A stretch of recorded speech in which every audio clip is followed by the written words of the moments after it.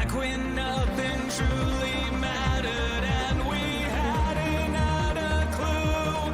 We fell in to play the game. Nothing would ever be the same. There were times when there was laughter. There were times when there was joy. But they took it all away for the pleasure and our pain.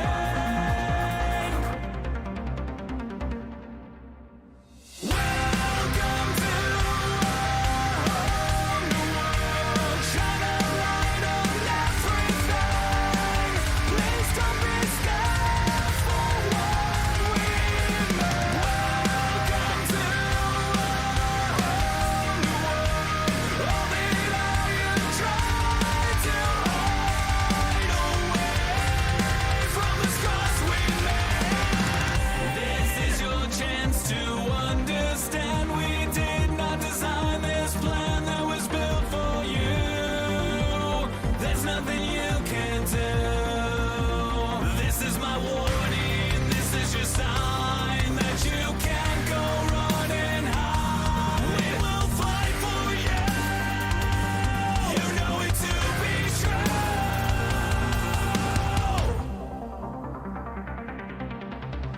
Welcome to our whole new world. Shine a light on everything. Please don't be scared for what we know. Welcome to our whole new world. All the lie you tried to hide away from the scars we made. From the scars we made.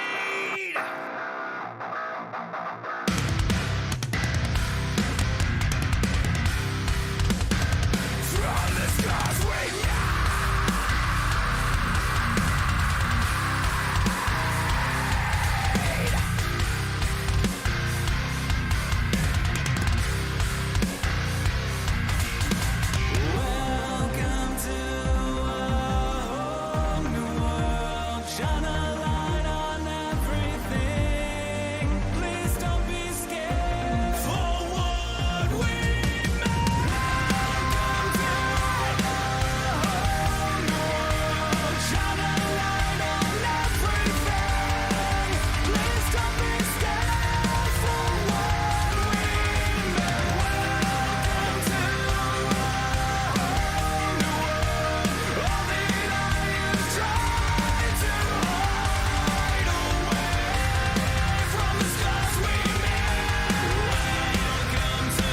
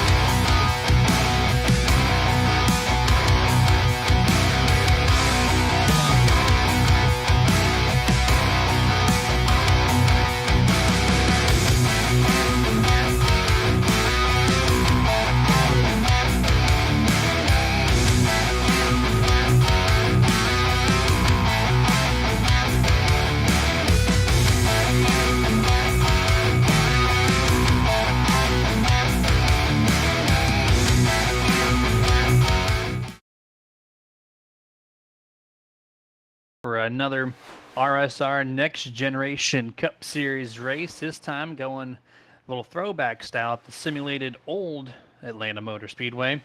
This 1.5 mile track that everyone loved before they completely destroyed it and made it into a, I don't want to say drafting track. I'm going to just call it a super speedway. Why not? Because that's what it should be called. 79 degrees temperature right now in the air, 35% humidity, partly cloudy. It says clear, but there's a cloud picture there, so I'm going to say partly cloudy and 9-mile-an-hour winds. And when you're doing 190 mile an hour into the corner, 9 mile an hour can affect you. So we'll have to see if that plays any factor here this evening. My name is Jeremy Stanley, aka Jay Swifty on the interwebs, and to my right-hand side is John Cena. I mean, Jason Rockefeller. You can't see him. He'll be on a little bit later on tonight, so you're going to hear my voice for probably the first half of this thing, and then he'll randomly come in and start talking. So I'll be expecting that whenever Chris, his coworker, decides to actually stock shelves at the local grocery store. But either way, we're gonna have some fun tonight. We have 135 laps here this evening, and really, really close lap times right now. Looking at the top 10, all actually top 15 to 20, all within 0.2 of a second from one another.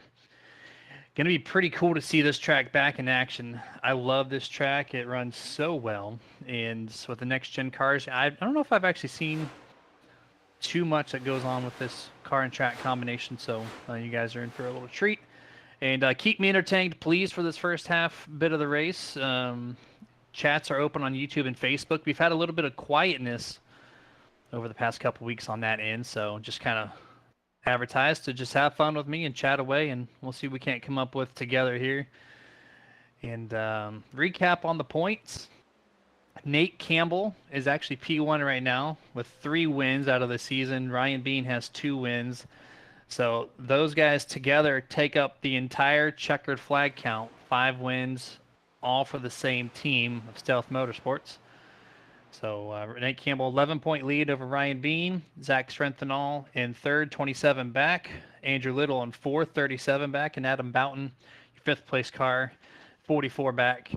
And practice is over. Time to get my face off your guys' screen. And see you later, John Cena, as well. There we go. Richie Coy actually won practice. So we're going to ride on board this number 19 Nerd Esports Ford Mustang here. Sponsored by Victory Fuel, of course.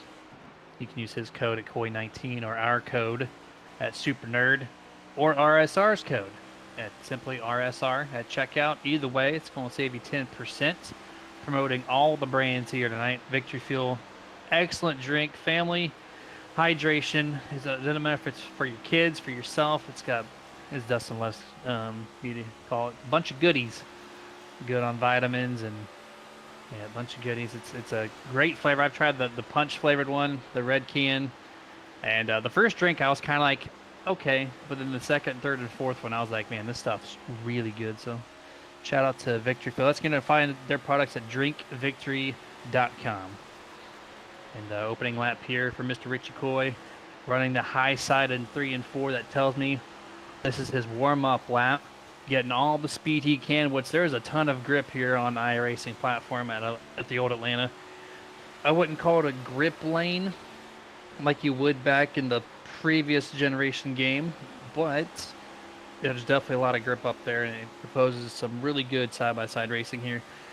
At this older facility, he runs the inside of 1 and 2. He's going to go through 3 and 4. Perfect entry down to almost the white line. He's going to be a little conservative on that entry. Comes up on turn number 4, up almost to the wall. Cuts it down a little too early. Had to shift up right just a touch. But does not matter. By 0.016, he will take P1 so far out of the 20 cars that have qualified so far. And actually, as I say that, Harold Watkins in the 23, he's going to shift himself to the first person to hit a 0.5 all night long. That's including practice. There you see it. 30.597. Now we're just kind of cycling through the rest of the cars here and see where they end up around this track. Got a lot of drivers still on pace, running some good lap times at the moment as we're on board Fitzmaurice here and the Waterford Concepts LLC car here, and really low entrance turn 1. He'd probably done one and done there, and then here we go. Riding, like I said, there's a bunch of cars on track. We're going to kind of just cycle through, see what their lines look like. This is probably another line for just warming up their second lap running. You don't want to do that. That's going to disqualify your first lap, and then that's going to slow down that second lap. So this is not going to be the best run here, I would imagine. Now we're going to switch over to Ryan Bean in the 28 P2 in the points. He's going to run the middle of 1 and 2 almost. It's kind of a weird entry there. For your qualifying time, to me, I've always found success right against that white line, but Ryan Bean's typically faster than me too, so we can learn a little bit, see what he can't do. Run to the top side of 3 and 4. And this is going to be his opening lap here. At the line, 30.851. That's the warm up here. Let's see how low he gets into turn number 1 for lap number 2. And gets almost to the white line. Carrying just a little bit too much speed. Almost scrapes the wall, getting every ounce of turn 2. And back to turn 3 and 4. Running a little bit higher. I'm not sure if that's going to work here. We're going to see where he lands. Corner exit, a little shallow exit line. At the line, we're going to be at, well, see, this is why he's doing this, and I'm calling this race. 30.485, 0.2 faster than his practice time. Only driver to hit a .4. So grip levels have picked up here in qualifying compared to practice. Of course, you got your qualifying setups in, and, hammer to the floor. And that's going to be 28 out of 30 cars that have taken time so far, or 31 rather. And we got about 15 seconds left. Does not look like anybody else is on track. So that's it. Ryan Bean definitely being the teacher. I'm the student. And that's it. 135 laps, like I said here. Fixed setup racing for the 213 Simware 200. It looks like we're going to have clear skies all the way through this thing. And the wind's starting to die down just a little bit. Started off in practice 9 miles an hour. It's going to drop probably to about 6 or 7 when this thing's all said and done. So don't think that's going to be any type of factor here tonight. And we're going to go ahead and go over the unofficial, or the starting order, rather, for tonight's race. 213 Simware 200. Ryan Bean's going to be P1. Harold Watkins going to be starting in second place. Third place, you're going to find Richie Coy and Zach Schrenthal to his outside in fourth. Fifth is going to be Andrew Little with sixth place, the number 83 of Brandon Gagnon. Seventh place, the number 3 of Bob Fitzpatrick. Eighth will be the 15 of John Velocity. Ninth place will be Nathan Campbell. And 10th will be Nolan Potter. Starting P11, number 17, Kevin Zabladil. And then 12th, the number 8 of Michael Carter. 13th will be the 31 of Jeff Chandler, and to his outside at 14th is Aaron Spear. 15th, Adam Boughton, and 16th to his outside is going to be Rusty Modesty. 17th, Kevin Ruff, and 18th, Matt Hayden. 19th will be Michael Sheffield, and 20th place, so the number 13 of Jerry Culver. 21st, James Fitzmaurice. 22nd, James Catrone. 23rd, Justin Hendry. 24th, Stephen Rasick. 25th, Steve Potter. 26th, Anthony Younes. 27th, Kent Mueller. 28th, and the final time in qualifying is Mark Thibodeau.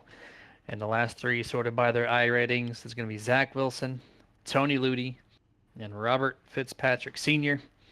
31 entries, 135 laps for the 213 Simware 200. And just going to make these guys take their one pace lap, and we're going to go to green. And I see, I do believe that's Kenny there on the chats, Mr. Kenny Bishop saying Tuesday, your brother, acting like my brother. Shout out to you there on the YouTube side. And still quiet there on the Facebook side. I see we got 2 viewers over there, so feel free to shout it on out. Quick shout out to the league sponsor here, BestOne Tire and Service, the official presenting series sponsor of the Tuesday Night Cup Series here. So if you're looking for a one-stop automotive repair and tire shop, BestOne Tire and Service helps you get new tires, tire repairs, and auto service you need from the people you can trust. Check out where they're located nearest to you by visiting bestonetire.com. And it looks like I'm getting, or making Dustin work behind the scenes a little bit more here. I didn't shout him out in the beginning. That's my bad. Dustin Loxton is pressing the buttons here and in my ear tonight, doing all the race control stuff, at least from the broadcast perspective. So feel free to shout out Dustin there in the chats. We're doing an excellent job every Sunday and Tuesday here on YouTube and Facebook. And here we go. Pace truck about to dip down on pit road. Takes the really sharp exit for no reason. And green flag is out. The 213 Simware 200 is underway. 2-car breakaway here. Looks like they both get about 3 car lengths over the 19 and the number 2. Going off into turn number 1. They're still going to remain side by side for the most part of this corner, except for your race leader. Ryan Bean is going to take that car length advantage over his teammate 23 Harold Watkins here down the back straightaway into turn number 3 and 4. We still see some side by side here with Brandon Gagnon and Bob Fitzpatrick. That's for 6th and 7th place. Everybody else up front, top 5, are going to be single file here as we complete lap number 1. Almost some 3 wide, about mid-pack here. And we're going to see who takes the outside a little bit early. You see the 83 of Brandon. He's going to elect to do that. And that lane is so fast, but you have to really protect those tires. More speed on iRacing equals more tire wear. And so it works great until it doesn't. And if you try going to the bottom, your car is just going to be plowing tight. You cannot do anything with it. So if you're going to run that third lane, make sure you take care of those virtual Goodyears. We're on the front straight. This is still probably the most active part of the field here. About 6th, 7th, 8th place. Still side by side is the number 3, Bob Fitzpatrick, on the inside of John Vlassi in the 15 and the 45, and Nathan Campbell. Your points leader, not the best qualifying time for that number 45. But don't be surprised 20 or 30 laps in, he's going to be up in that top 5 as they all go single file here early on. 3 laps completed. And every single person, it looks like, through this field is going to be single file at the line. Goes through 1 and 2, and you see the 45 going to utilize the top.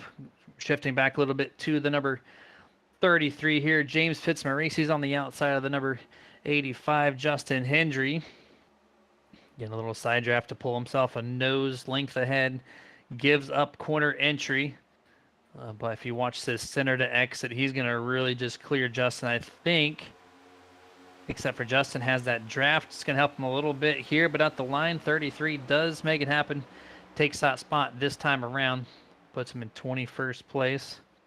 Cycling back over to the 45, Nathan Campbell, who just drove by Brandon Gagnon like he was sitting still there, and easily clears him by 3+ car lengths, it looks like, as he gets to turn number 3. And look at that, finds himself P5 already as they're going to get to the line this time. John Vlasky, Bob Fitzpatrick still side by side here. These guys have been doing it now for about 3 laps on and off. Still remaining pretty racy here, just around the top 10, which is usually that story that I see in most races. The top 5, they usually break away single file, but it's really fun to watch around this 10th place area here, and they still remain side by side, and it's going to bring in Nolan Potter in the 34 here. He's going to run the top right behind Bob. They're going to go single file to the top, going to leave John a little bit of a freight train here, and they're going to both run the top around him, and the leader's starting to run the middle groove a little bit through 1 and 2 as John gets pretty loose right there on corner exit. Almost looks like he got loose on the center of the corner, and he just carried it all the way to corner exit. He's going to lose a spot for that. He's going to upset those tires. They're going to be a little more heated up. So he's going to have to take care of those things for the next lap to get that thing back to normal pace. Running on the back bumper of Harold Watkins, the 23-year race leader.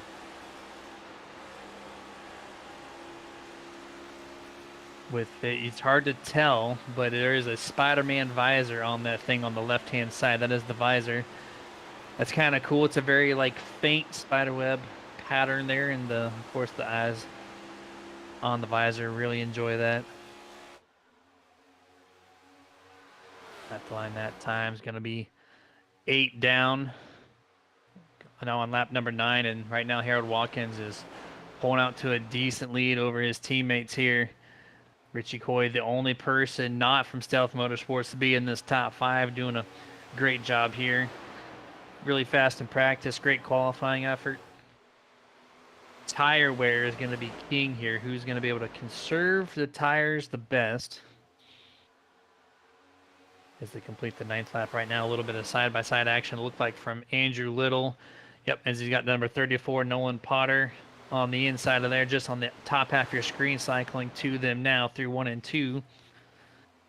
No one's going to try to make this pass on Andrew. He's got some draft help right behind him from Bob Fitzpatrick. Going to bring him back directly side by side, getting through turns 3 and 4 here. Bob feels, or looks like he's just a little bit more comfortable in that middle to upper groove there, continuing to help the car that's up there, and it's going to clear Nolan Potter on the front straightaway. He almost gets himself cleared, not quite. They're going to still remain side by side once more as we rotate to the roof camera. Little Bob here. A little free floating camera action by Dustin. Never know when he's going to detach this thing and go free floating drone style. Looking on the right front fender there. There it is. Detached, and he's free floating around the track here. Taking a good look at the number 8, Michael Carter. Flying backwards at 190 miles an hour. Dustin's really talented with these drones. And he's going to softly land back on the roof of Bob here. Looking out, Andrew Little, the number 68. Going to try to look to the inside. Andrew's going to drive it in a little deeper here. Bob gets tight, has to check up a little bit. And then Andrew gets loose there on corner exit. This is going to equalize these two, but the draft help with Nolan Potter is going to bring Andrew Little back ahead of that number 3 Ford Mustang.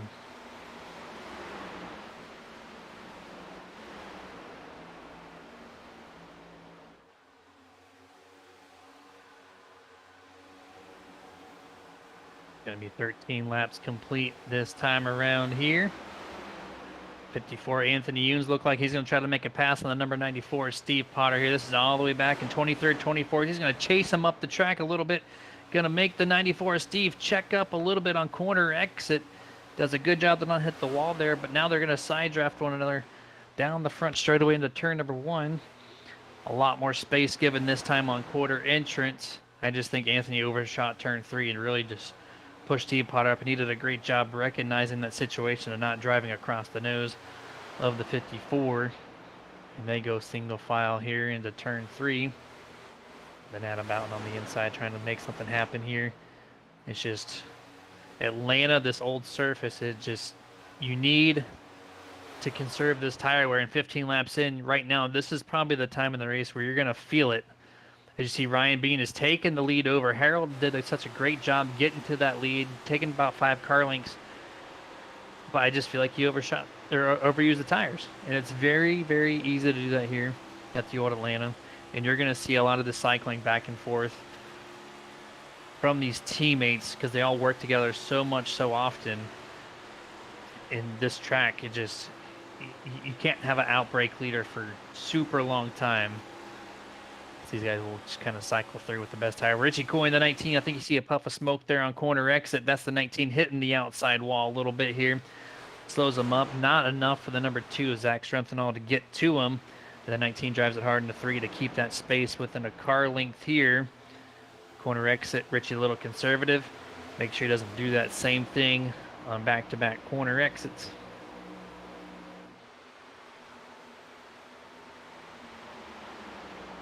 Shout out to another league sponsor here. Admin Box is built by iRacers for iRacers to be utilized in league and hosted racing. The goal is to make race control as easy as possible for race admins, either racing or providing race control. Each admin box connects via USB with pre-programmed commands. No key bindings required. For race control, driver functions, and pit options, LED backlighting makes the buttons highly visible in any situation. So if you're looking up your game here on the admin side or just racing in general, head yourself over to adminbox.com. That's adminboxx.com. And you're going to use that promo code RSR-BOXX. It's going to save you 10% off your entire purchase from adminbox.com. Side by side here, really good race. John Vlasity on the inside here of the number 77. Going to give tons of space here on the front straightaway. Really checks up his corner exit speed by running low there. And it's going to allow Aaron Spear to clear him. And here comes the number 1 of Michael Sheffield. Sees the door open, going to run the outside, extra grip. And you can see how much speed right now that outside line is carrying. It's going to allow him and the 6 of Rusty Modesty to pass the 15 And Jeff Chandler right behind them, and the 31's looking to do the same thing. Right there, you see Jeff Chandler in that flat black and gray 31 Chevrolet Camaro. He's not quite to the fender yet of John, but he's going to run a lane up the track. The middle groove is very iffy. That third groove has a ton of grip. So it just depends on how well your car is rotating, if you can make that middle lane work.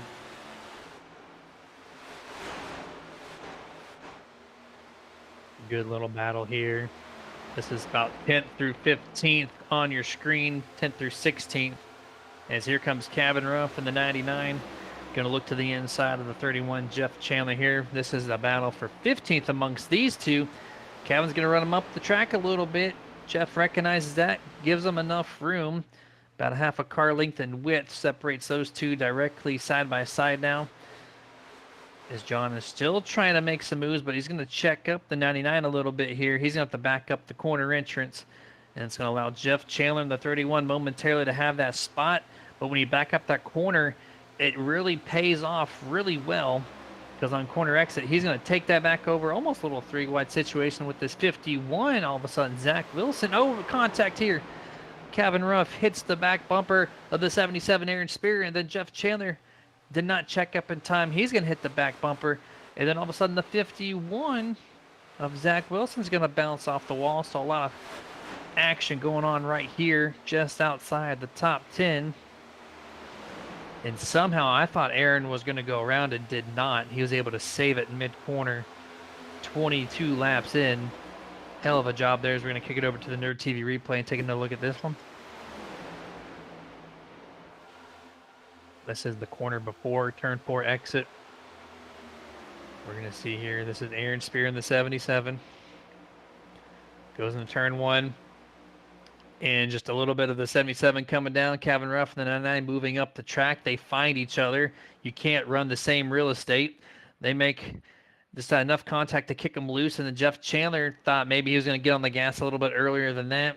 Hits him in the back bumper, and as he's trying to save the car, at the same time someone else is going to hit him, and still keeps it going straight. So excellent job there by Aaron Spear to keep this race under green flag conditions. 24 laps in right now, and they have, for the moment, calmed down a little bit. Single file, almost this entire field is back to that. And just a little glimpse of how old Atlanta works. If we kick up the track map presented by iRacing iFlag, you're going to see 25 laps in, and you're going to see a lot of cars. Oh, is that my brother on the chats there? Love it. Oh, okay, I see it. Okay, so Kenny was on the Mims Finest, and then all jacked up is the... Okay, that's my brother there on the chats there. Brian, of course, I know you love a special team because you're special yourself, so 100% understood there. As we're looking at teammates, the 45 and the number 2. This is Nathan Campbell and Zach Strenthal, who Nathan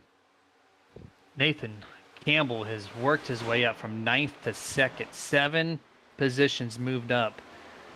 And I would have thought at this point in time, running that extra speed to get to the lead would have destroyed the tires. But he has proven me wrong here anyways, as he is now sole position in 2nd place and looking at the 28 now. But here comes Harold Watkins. Looking at the inside, it's just look at this corner exit speed on the top. It is so much faster when you utilize that little extra grip in the 3rd lane in 1 and 2. Yeah, love you too, bro. As he's back in the YouTube comments once more. This is the number 34, and Nolan Potter. This is for 7th and 8th place right now. Andrew Little's going to look to the inside.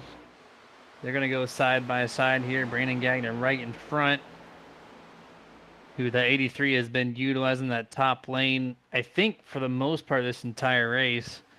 And it seems to be paying off well for him. Richie Coy right in front of him. That's for 5th place. Andrew's been more dedicated to the bottom here, trying to make it happen. Of course, the speed is 50-50 for him right now, but he is saving the tire. So as we get to about 40 or 50 laps into this run before the green flag pit stops potentially happen, you might see this 68 just progress a little bit further and further. A little loose on corner exit. That's a great call there. He's going to lose about 2 or 3 car lengths in distance. But he's going to try to gain it all back up here on corner entrance. Able to stick the center and exit.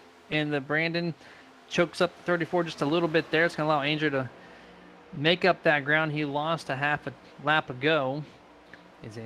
Brandon goes back to the top here, almost up against the white wall, which that will work. A little bit of a diamond motion even will work great. So I find you drift up a little bit to the center of the corner, right up against the wall, come down a little bit to get that flat entrance. Seems to work well, but this is the Camry we typically use at Darlington, but we're going to see how close Brandon gets this time for us live on lap number 31. Utilizing the third, he's going to slide up a little bit here. This wall, if you look at it, it's very unsymmetrical. It goes back and forth like a wave motion. So you can't run super close to it because you can find one of those parts of it that kick out a little bit that'll really just ruin the right front, destroy any type of aerodynamics that you have. So being a little conservative up around the third groove, and that's exactly what Brandon's doing right now. Still playing the patience game right behind the 19. 19 moves down. He might be trying to take that spot here on exit.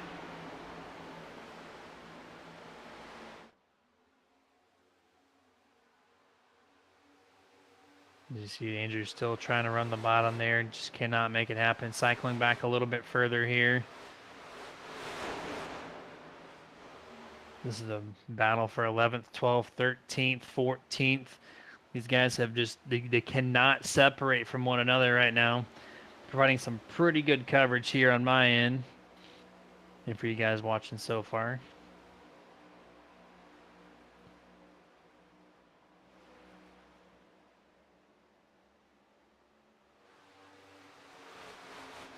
Ooh, cabin rough, really loose there on corner exit. Going to maintain his speed though. I thought he for sure was going to either overcorrect at the outside wall or find Matt Hayden there. Not going to do that time, and he's still going to make the pass happen over the number 5 on the front strider this time, as he's going to take over the 11th place there in that number 99. He is up 6 positions from his starting place in 17th up to 11th now. And I see Doyle in there saying, hello, nerds and guests late to the show. How's Jeff doing? You're not the only person late to the show, sir. You can hear my voice for the next little bit. Jeff Chandler right now. Not the best performance we've seen from that 31. He's currently sitting 18th, -5 positions from his qualifying efforts. 35 laps to go. And he shows no sign of progressing forward at the moment. So just a really tight handling car from Jeff Chandler, as he is 7.7 seconds back from your race leader, Ryan Bean.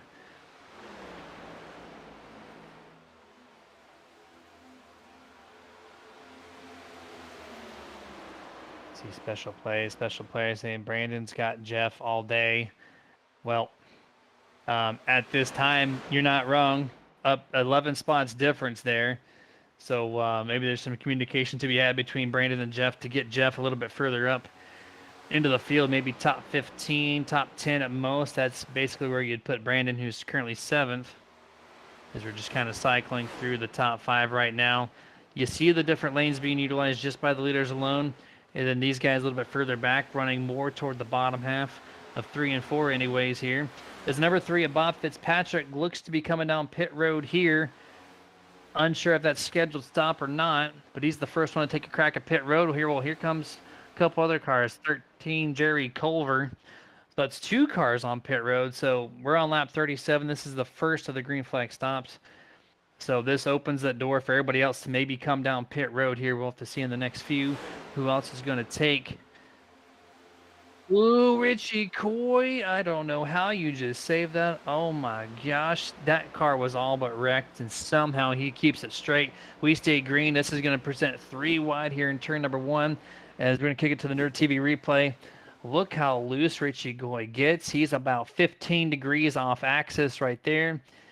And then somehow Andrew Little recognizes that, turns the wheel sharp left, and I will gladly take a little wall contact there because that could have been way worse if he would have hit the 68's right door panel there and elects not to come down pit road the next time by. So car must be okay. Here comes Brandon Gagnon. He's going to give up 7th place. Be the 3rd car to hit down pit road. Nobody else taking this time around. 3 cars pit within 3 laps. See, the chats are pretty quiet overall. Zach Wilson, the 51, has disconnected after that contact a little bit ago. So 30 cars remain in this 213 Simware 200.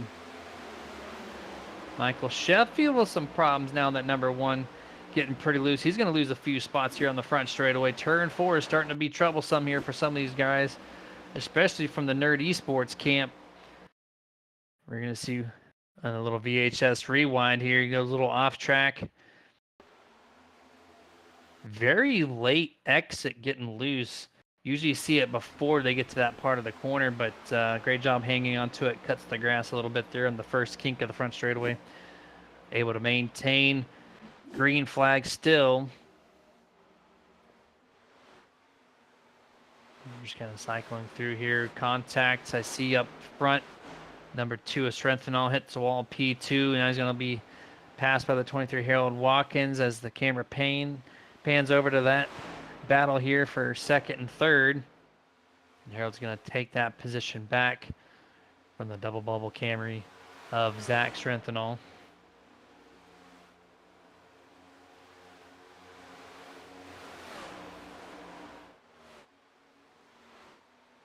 Yeah, I would agree there, Doyle, that Jeff Chandler needs some type of an adjustment to be had. I'm not sure what you can do in this situation with a fixed setup.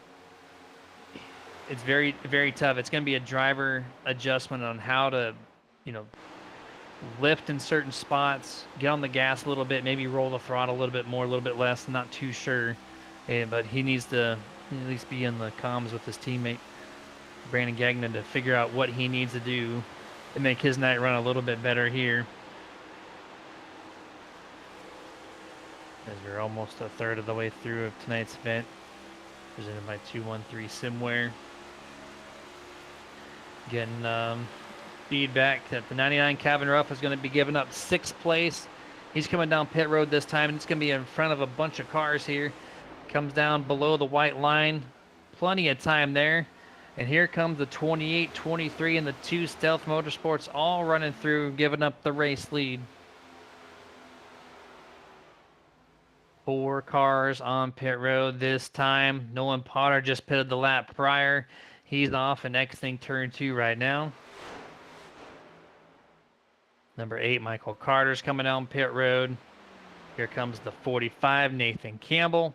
He's going to give up the race lead, and Andrew Little's going to pick up at least a lap lead, and that 68 is going to resume as your race leader this time. Matt Hayden in the 5. I don't know if he touched the grass there. I'm going to go, ooh, it's close. Let's see what it looks like. Yep, that is going to be an unsafe pit entrance from the number 5, Matt Hayden. This will be either a 40-second hold or a drive-through. I would imagine anyways. He definitely killed the cone. Nate Campbell, he's finally exiting pit road. A little bit of a lengthy pit stop for the 45. Here comes 4 of the drivers here. Michael Sheffield, Rusty Modesty, Richie Coy, so 5 others here. Big group of cars. And these are most of the guys just around that 10th place spot.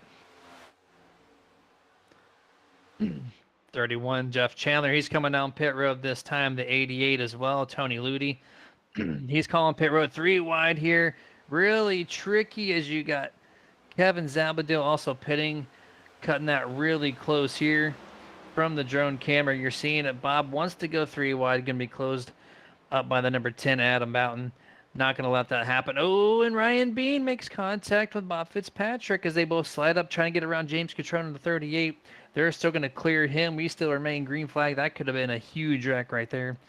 Going through 3 and 4 this time. Ryan should be able to pass the number. Oh, James Catrone really misses corner just there. Really backs up that corner. And he's coming down pit road. He's going to bring in the number 10 of Adam Boughton with him. Big lock up there by the 26. I don't know if he made it down to pit road or pit road speed in time there. We'll have to see if that becomes a hold or not for that 26. Kent Mueller, as he just misses his stall too, hits the inside pit wall. Struggles continue on this pit stop here for Kent.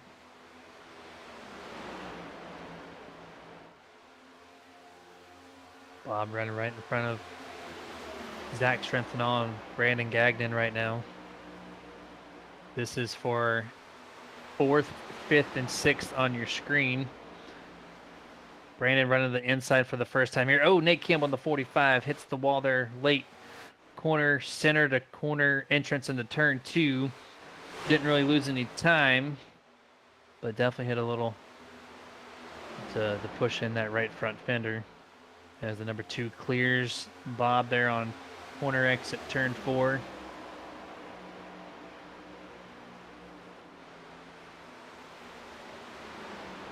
Shout out to another sponsor.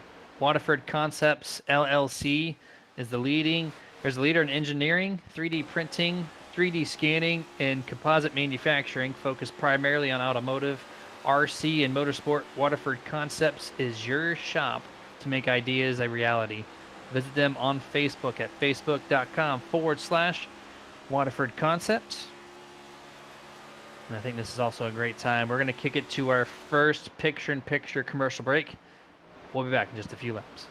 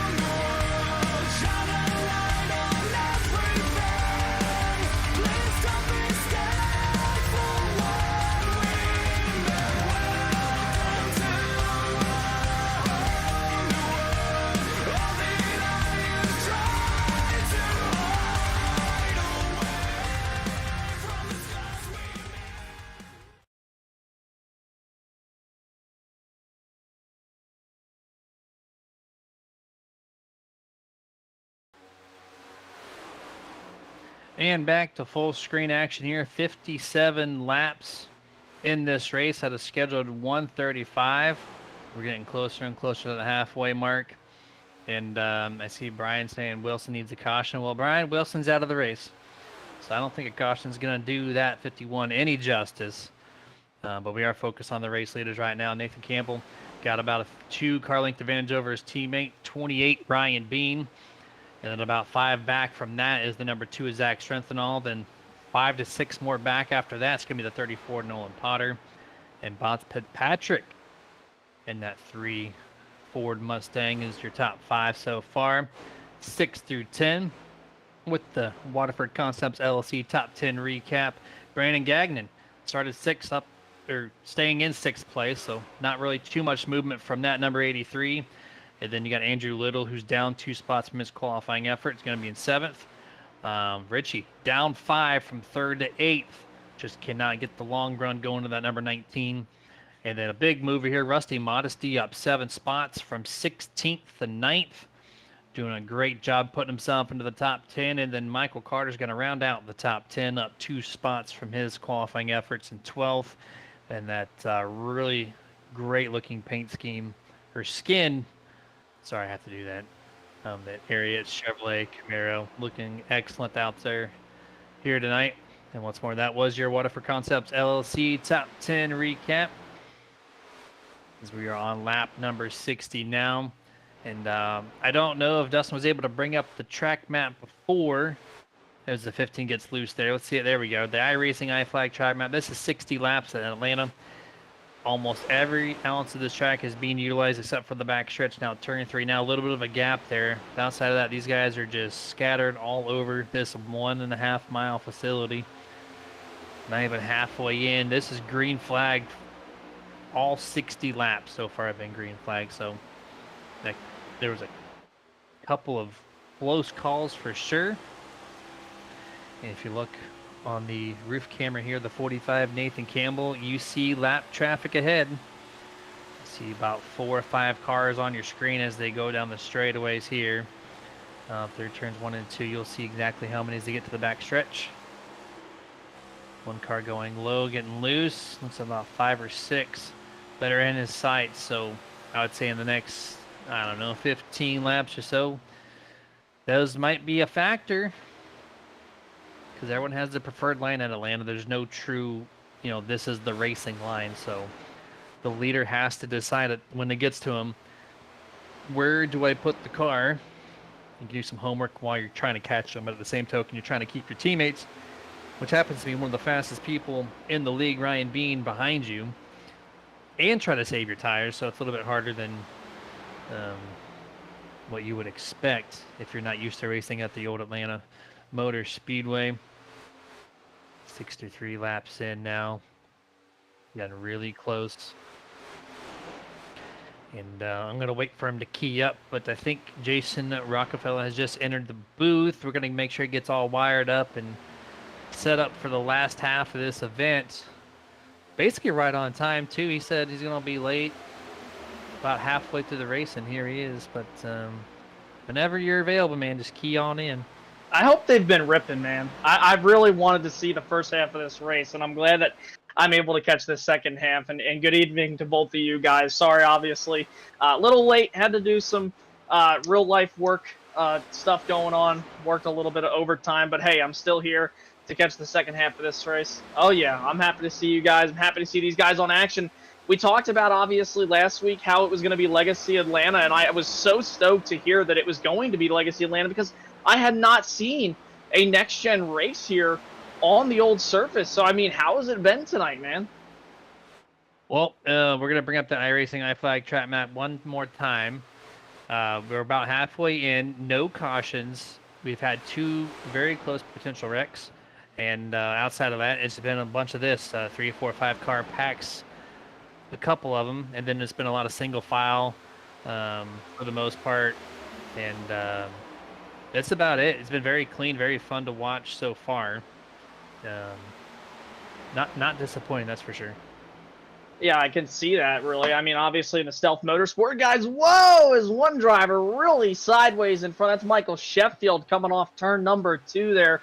and the Nerd Machine off turn 2. Jeff Chandler does a great job getting to the outside of Sheffield, but noticing, Jeremy, just in this first half of the race that I missed out on, looks like Stealth Motorsports still trying to obviously do that lockout. I mean, you know, they were really strong last week, or a couple weeks ago, rather, Kentucky prior to the Easter break. I mean, Nick Campbell was able to win. Ryan Bean fell back to third. Adam Boughton ended up finishing P2, just took the right front tire and stuff like that. A little late in the going, I remember he said.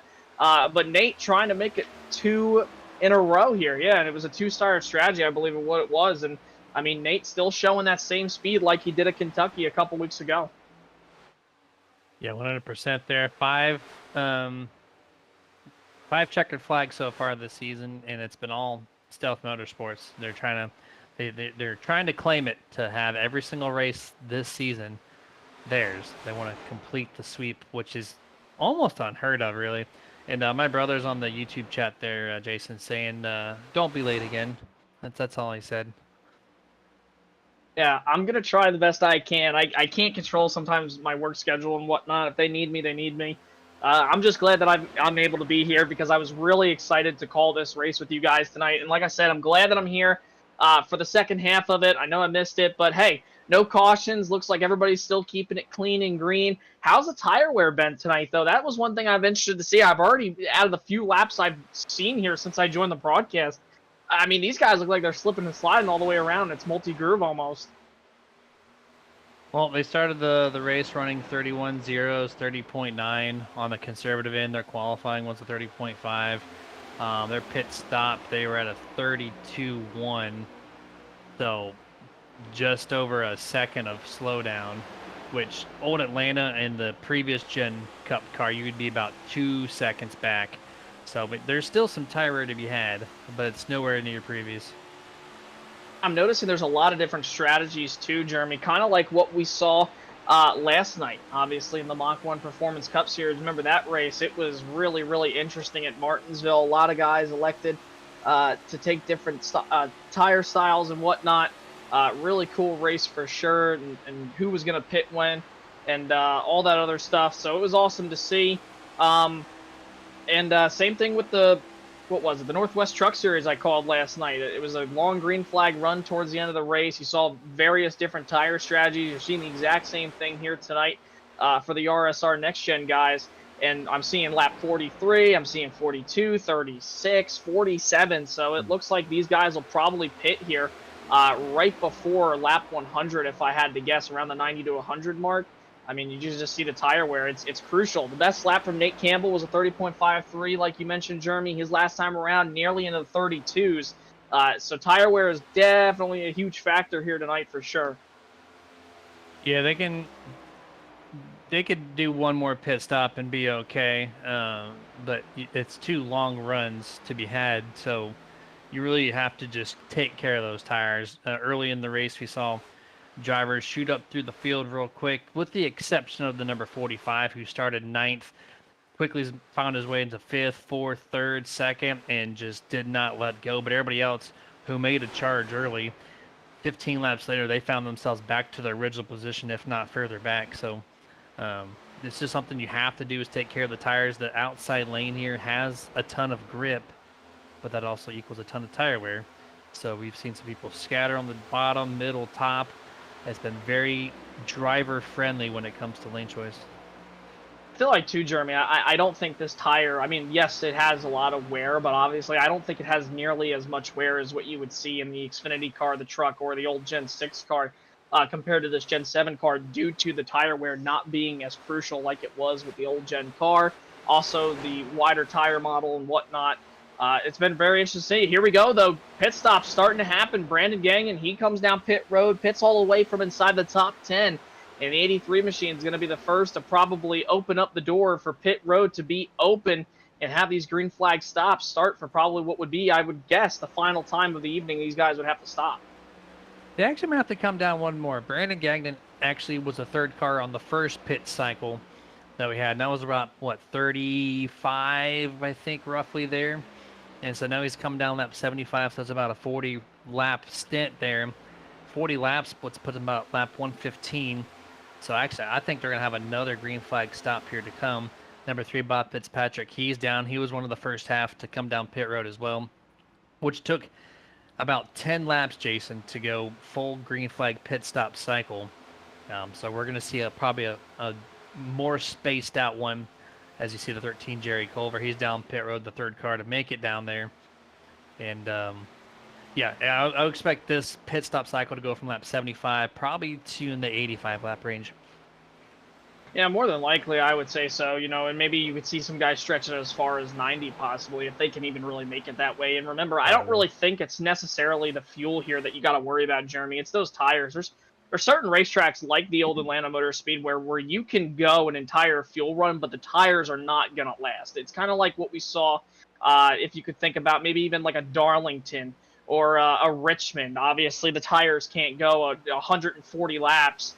Compared to what the fuel run would be, which is usually around 140 for, let's say, a NASCAR Craftsman Truck Series car or truck, whatever you want to call it. So this is definitely one of those tracks where obviously the tires are what you got to keep an eye on, not so much the fuel. But we've seen fuel mileage races here in the past. I wouldn't be surprised if we see various strategies and possibly some comers and goers here during these cycle of green flag pit stops coming up. Yeah, the first round was pretty clean. We had one little incident. I think it was Kent Mueller in the 26. He kind of sped down pit road and missed his pit entrance. And number 5, Matt Hayden, he had a hold, 40-second hold for unsafe pit entrance, hitting the cone. Outside of that, everybody else did a fantastic job to avoiding a penalty and basically no loss in time amongst one another in the field. So where these guys are at now on the track, they've been around the same cars, I'd say, for the last 50 laps or so, give or take a couple, of course. But yeah, it's just been very good, friendly racing here. We're cycling over the number 34. That's Nolan Potter. On the outside of him, James Fitzmaurice in the 33. He's going to follow the number 2 there, Zach Strenthal, on that third groove. Zach's going to do a little diamond effect here. He's on the radio. I hear Kevin Ruff, the 99. He's calling pit entrance this time.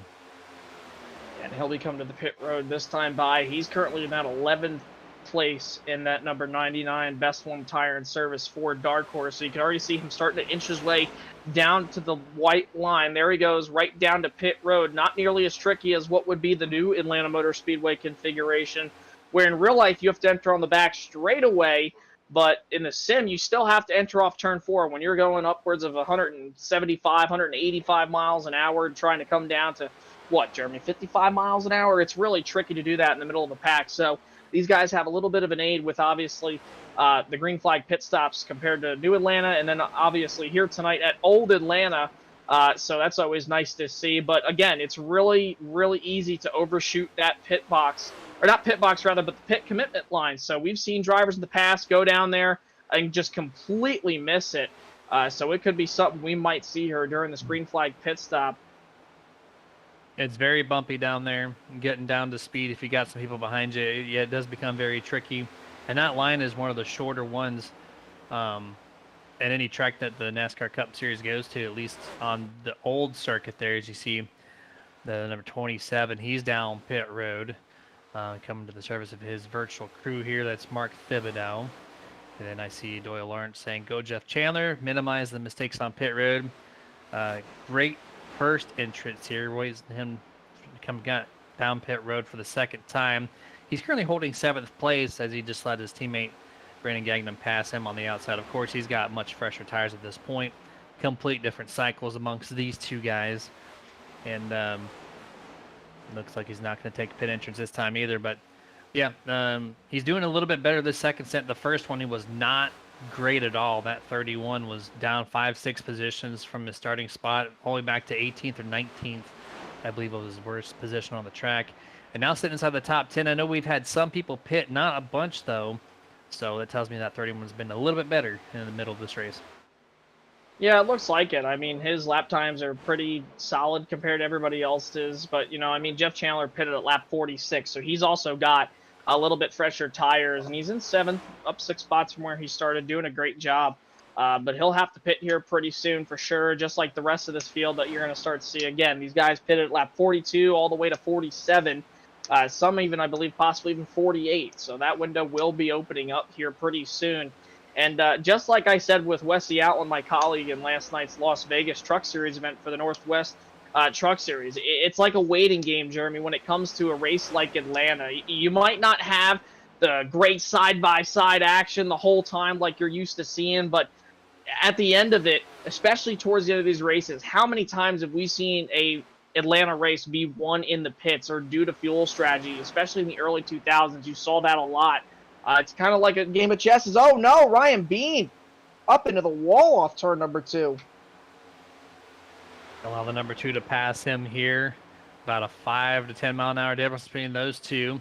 You get back to turn number 3, and they're going to just do a nice little flip-flop in position. Now, Ryan Bean's going to try to get that spot back. There is a decent amount of damage to that right front. I know it's carbon composite body, so it's going to look normal, but there's a lot of... Oh, we got our first caution presented by Boomer Button Box.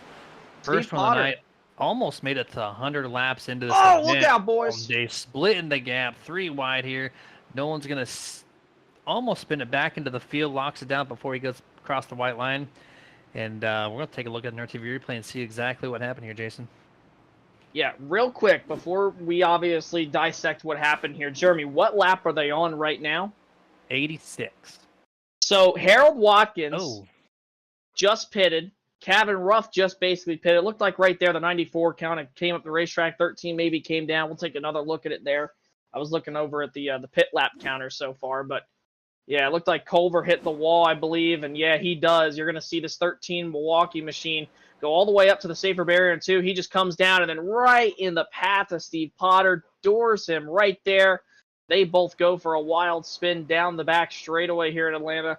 Able to save it, though. Not a lot of damage to Jerry Culver's machine, and the 94 of Steve Potter, great job to not get hit. Lots of drivers as well checking up. Good job by everybody, because we've seen a lot of massive wrecks off turn 2 here in the past in both the virtual world and in the real world here. But like I said, Kevin Ruff, Harold Watkins, they just pitted. They're more than likely going to get the wave around here. So they're going to be back on the lead lap. That trapped them a lap down. That was not what they wanted to see. They wanted to see this go a little bit further, and everybody is coming in now here, Jeremy. Yeah, a lot of takers there. There had not been too many people in that cycle through the first 12 laps or 11 laps or so of the green flag pit stops, and now everyone else has that opportunity to come down to pit road under caution for the first time in almost 100 laps.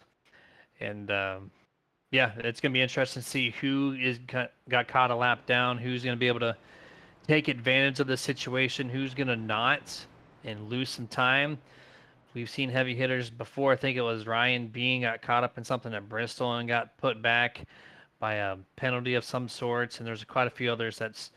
These cautions this year and through at least this league, especially compared to the others I've covered recently, is just the yellow has been trapping quite a few guys in a bad predicament here. And Brian, I see you say where did Wilson go? I heard he's trapped on some island. Not sure who has him, but you know, yeah. It's just we're going to see here in the next lap as the pylon kind of cycles through, and see who's the winners and who's the losers of this caution. Yeah, and right now, I mean, Kevin Zavadil's still out. He's going to be coming in this time here, so looks like Nate Campbell's going to be able to pick up this race lead. And now, Jeremy, this is probably, if I had to guess, going to be a sprint to the finish. You got what you got. Unless a late race caution comes out, then you get into the predicament of, do you pit? I mean, do you pit? You know, it is a huge question. We saw in the Northwest Truck Series here a couple weeks ago in Atlanta, there was a late race restart with less than 6 laps to go. And the winner of that race was Sean Brightsman, and he started around the 12th spot, and he drove all the way up to the field in 6 laps.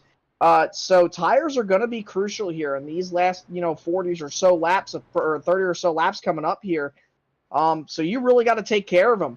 And if the caution comes out, I mean, if you're up in this top 5, top 10, the big question is going to be, do you pit, do you not? I think that's probably the question that's on everybody's minds that they're scratching their head over. This is going to be fuel and tire conservation mode. You're not going to see fast lap times. The first pit stops of the race happen around lap 33, 35.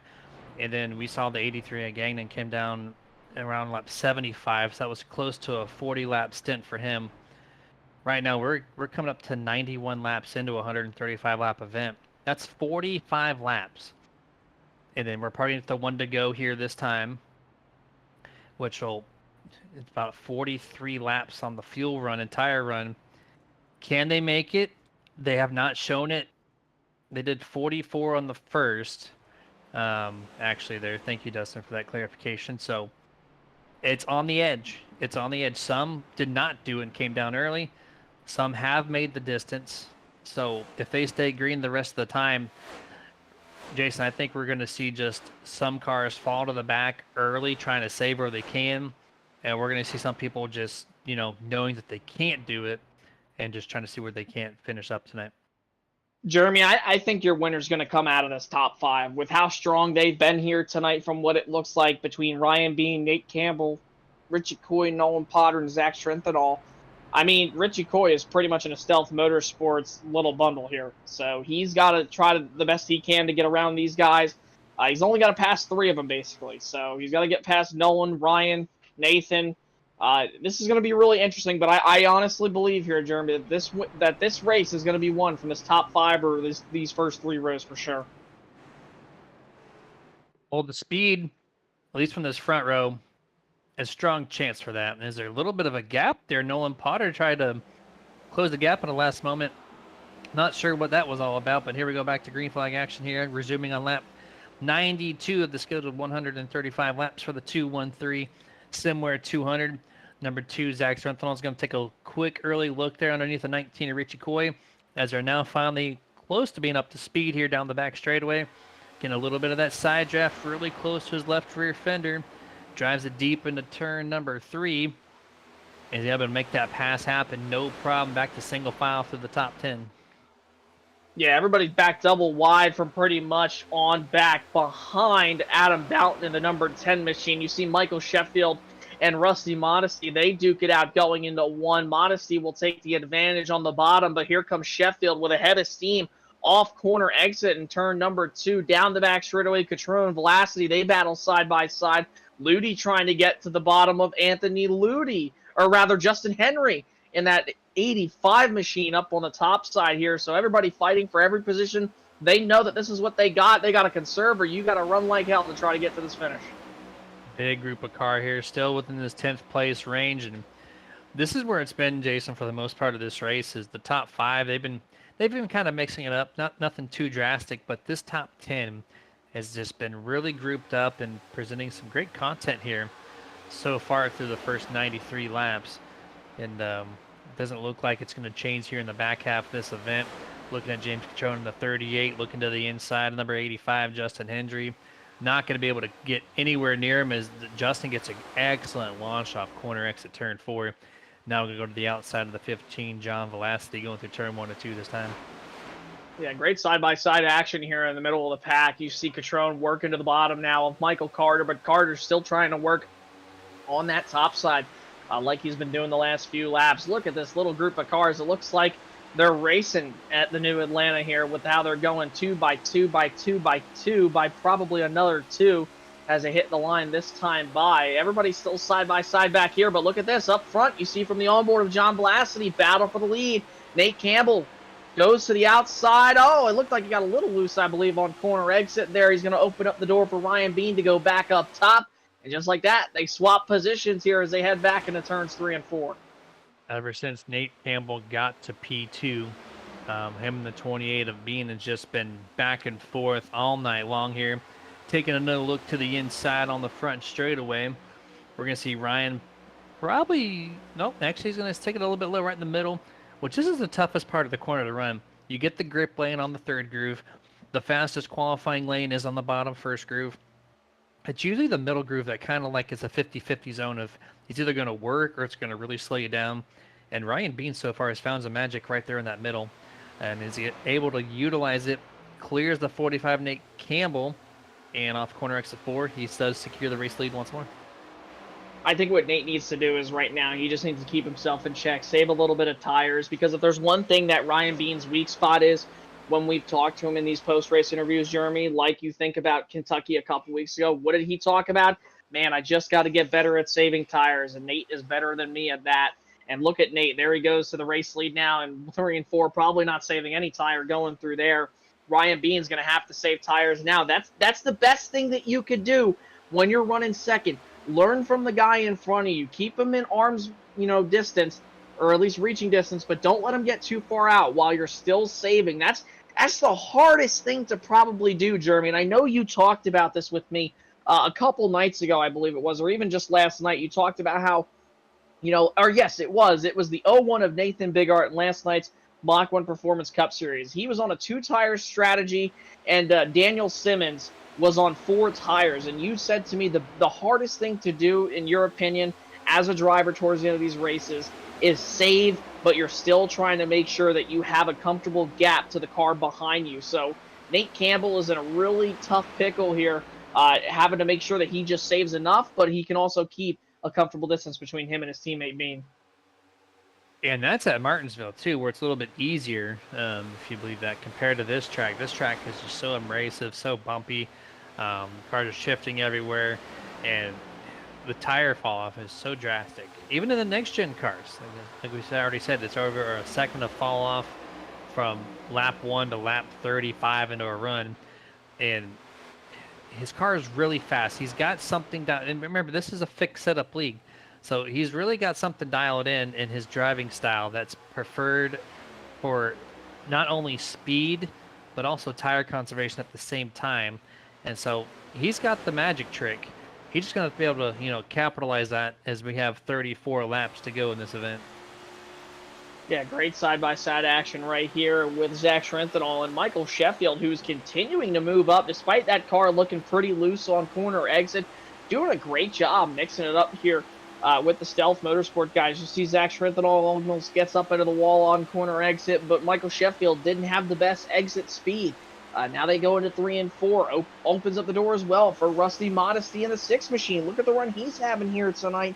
Started in the 16th position and now finds himself battling inside the top 10. Great run for him. Great run for Justin Henry as well, who's up 16 spots back in 7th.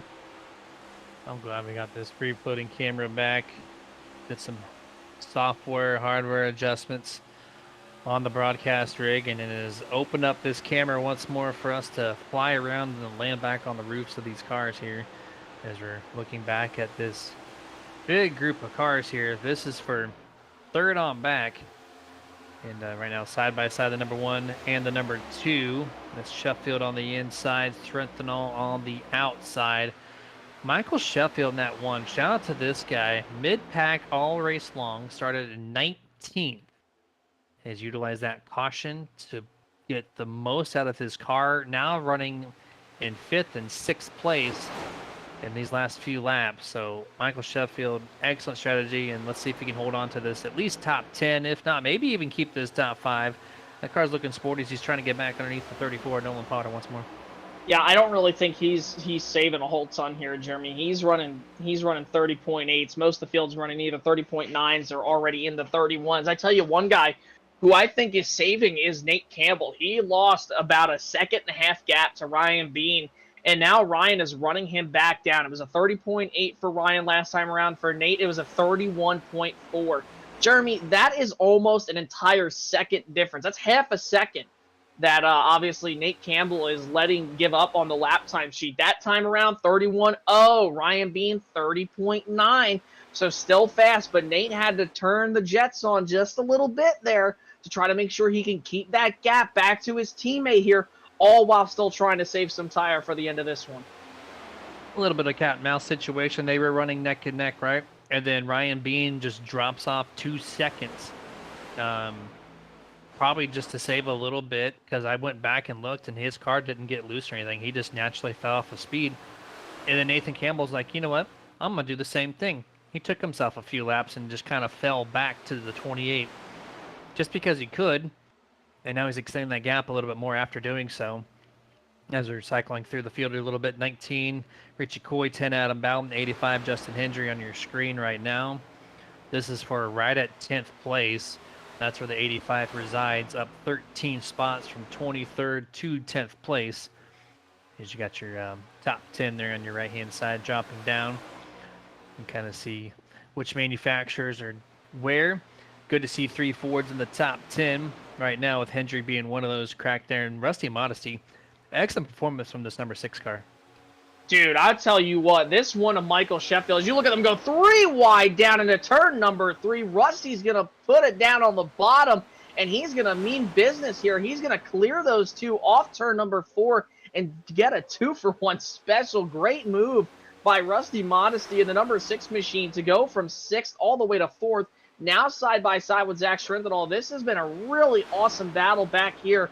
But like I was saying, Jeremy, watch out for Michael Sheffield, man. He is only a second back. Oh, we got one car sideways on the back straightaway. It looks like that would be Justin Henry in the number 85 machine. He starts sliding back a ton, but he was able to save it there coming off turn number 2. Hell of a job from Justin. When I saw that car go back to the left, I thought he was toast. Oh, I did too. Watch this. Yeah, like left to right, and You're then done. direction to the left. I thought he'd maybe done here, but I was like, okay, he's really done here. There's no way. Look at this, 45 degrees almost to the left, saves it. And real quick, Jeremy, here's the thing you got to remember as well with these cars. This thing has that rack and pinion steering. It is so easy to overcorrect. We saw Richie Coy do that with obviously, too much rear brake in the car yesterday in the Mach 1 Performance Cup Series race at Martinsville, trying to avoid the sitting Bill Hull on the front straightaway. Still should have been a caution. Dustin, we'll fill you in on that after this race. Very interesting. But, these cars are so easy to overcorrect. I would probably say they're more than likely harder, or not harder, but easier to overcorrect than the old previous gen car. It really is. You got the wider tire base too, so there's more rubber to asphalt contact, and so a little bit more of the wheel turn. You got more rubber to grip up and hook you really quick to the left or right. So a couple things going to you. If you're great at holding a sensitive wheel, it plays in your favor. If you're not, well, good luck to you out there in these next gen cars. They're still running side by side. 68 Andrew Little on the inside of Rusty Modesty on the 6th. This is for the battle of 6th place right now. Gets him cleared momentarily. Nolan Potter still hanging in the balance here as he holds that top 5 spot there, which, that counts on the stat board here in almost every single league. Top 5s and top 10s. So, Andrew wants this spot from Nolan as he goes to the inside. Yeah, down to the inside, here comes Andrew Little in that 68 machine trying to get back into the neutral zone, what would be the top 5, which is right where he started here tonight. Again, though, Jeremy, before we saw Justin Henry pretty much lose it off turn number 2, I was talking about Michael Sheffield, man. He may not be faster than Ryan Bean right now, but he was a whole 10th almost faster than Nate Campbell. He has gained 2.5 tenths these last few laps on the leaders, and they're going at it now for the race lead off turn number 2. Ryan Bean trying to pull the trigger. Oh, he gets loose off the corner, and he's able to save it, but going to lose a little bit of corner exit speed. Drops back by about 0.5 tenth off corner exit and trying to get right back to the bumper. And while they duke it out, this is giving Michael Sheffield a great opportunity to get back to the front here. Yeah, you said Michael wasn't saving. This Ryan Bean 28 car, he is really not saving. If you're kicking the car that loose there on exit turn 2 on the grippier part of the outside corner, you're driving that thing hard. So a little bit of unstableness there on the back straightaway.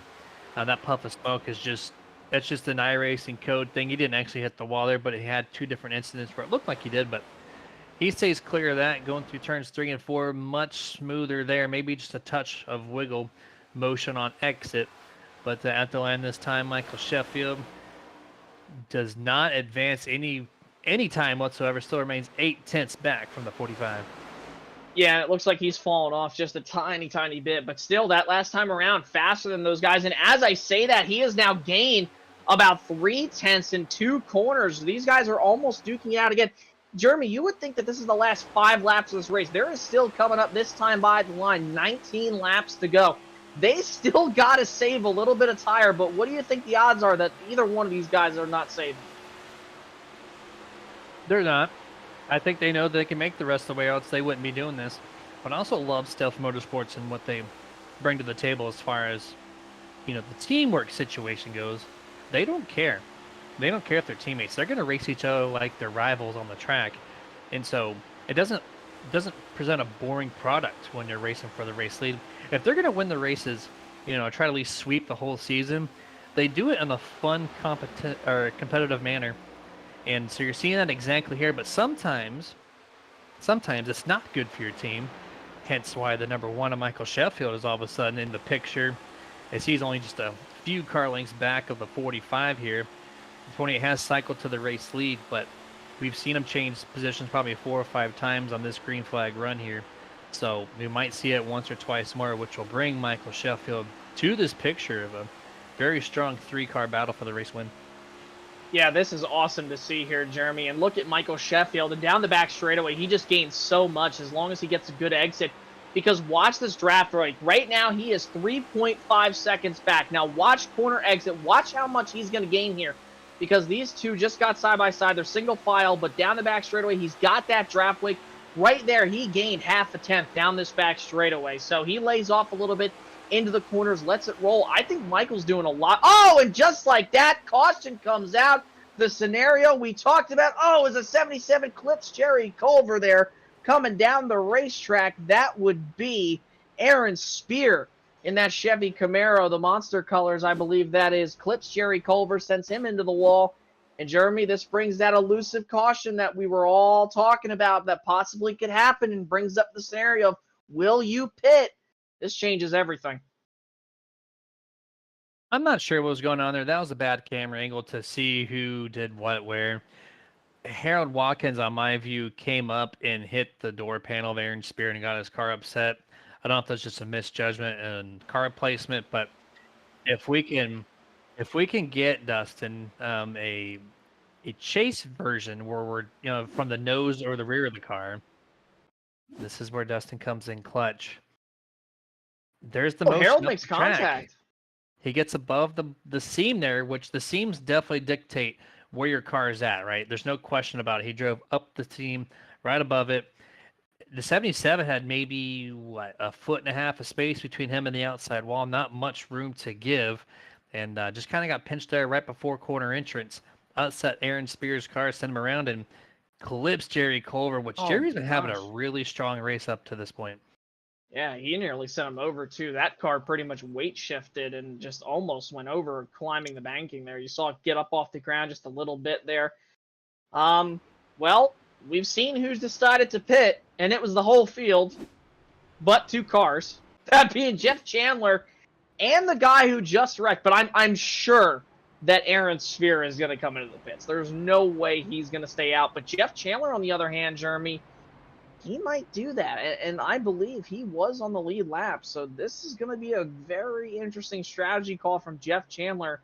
I'm just going to say it right now flat out. This strategy does not work. There's no question about it. And Brian on the chat saying Potter needs nitrous. Well, which Potter are we talking about? There's 2 on the lead lap. You got the 94 Steve Potter, 26th place, and of course the 34 up in the top 5. Number 34, Nolan Potter. But Chandler stays out. So Doyle, I need you in the chats here. Tell me this strategy that Jeff's pulling off here. He was in 6th place, inside the top 10, and he's not going to pit. He is going to only gain 5 spots. Of course, he gets the fresh air. That's the bonus, right? But we're still going to have 10 laps plus on this restart to go with guys who have 30-lap newer tires. And the fall is just over a second. So this will probably put him 0.7-ish slower than the guys on freshies. And if you get a quick caution, this is gonna play wonderful, right? But who knows, right? Dustin in my ear saying there's maybe some 2-tire strategies throughout the field. That's very well a possibility as well. But to have no tires inside the top 10 and not the pit, this is gonna make it fun for us to call it. I'm going to flat out say it, and I'm not going to have any regrets because I just don't agree with this call with how long they were out there on that set of tires. I don't see Jeff Chandler hanging on for anything. I think he's going to lose a significant amount of track position. I think he possibly even maybe wrecks. It's so hard to get up through the gears, especially with these cars and how sensitive a throttle is here with the old tires, the old configuration. Those wheels are going to spin, and they are not just going to spin a little. They're not going to spin a lot. They're going to spin a ton.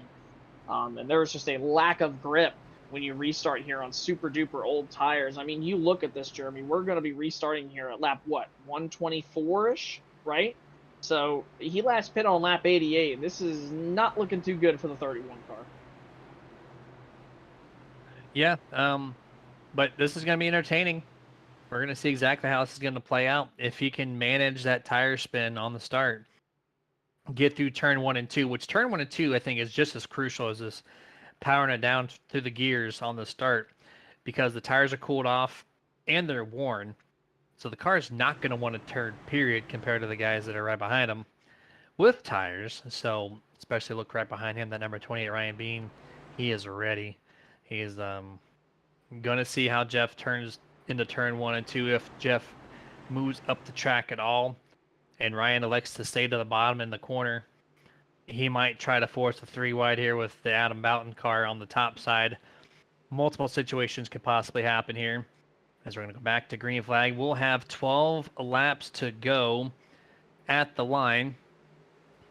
Green flag is out here. There's the tire spin, a little left to right motion from the 31. Adam Boughton's going to remain directly side by side. Ryan Bean's going to push Jeff Chandler, almost makes it 3 wide, elects not to do it.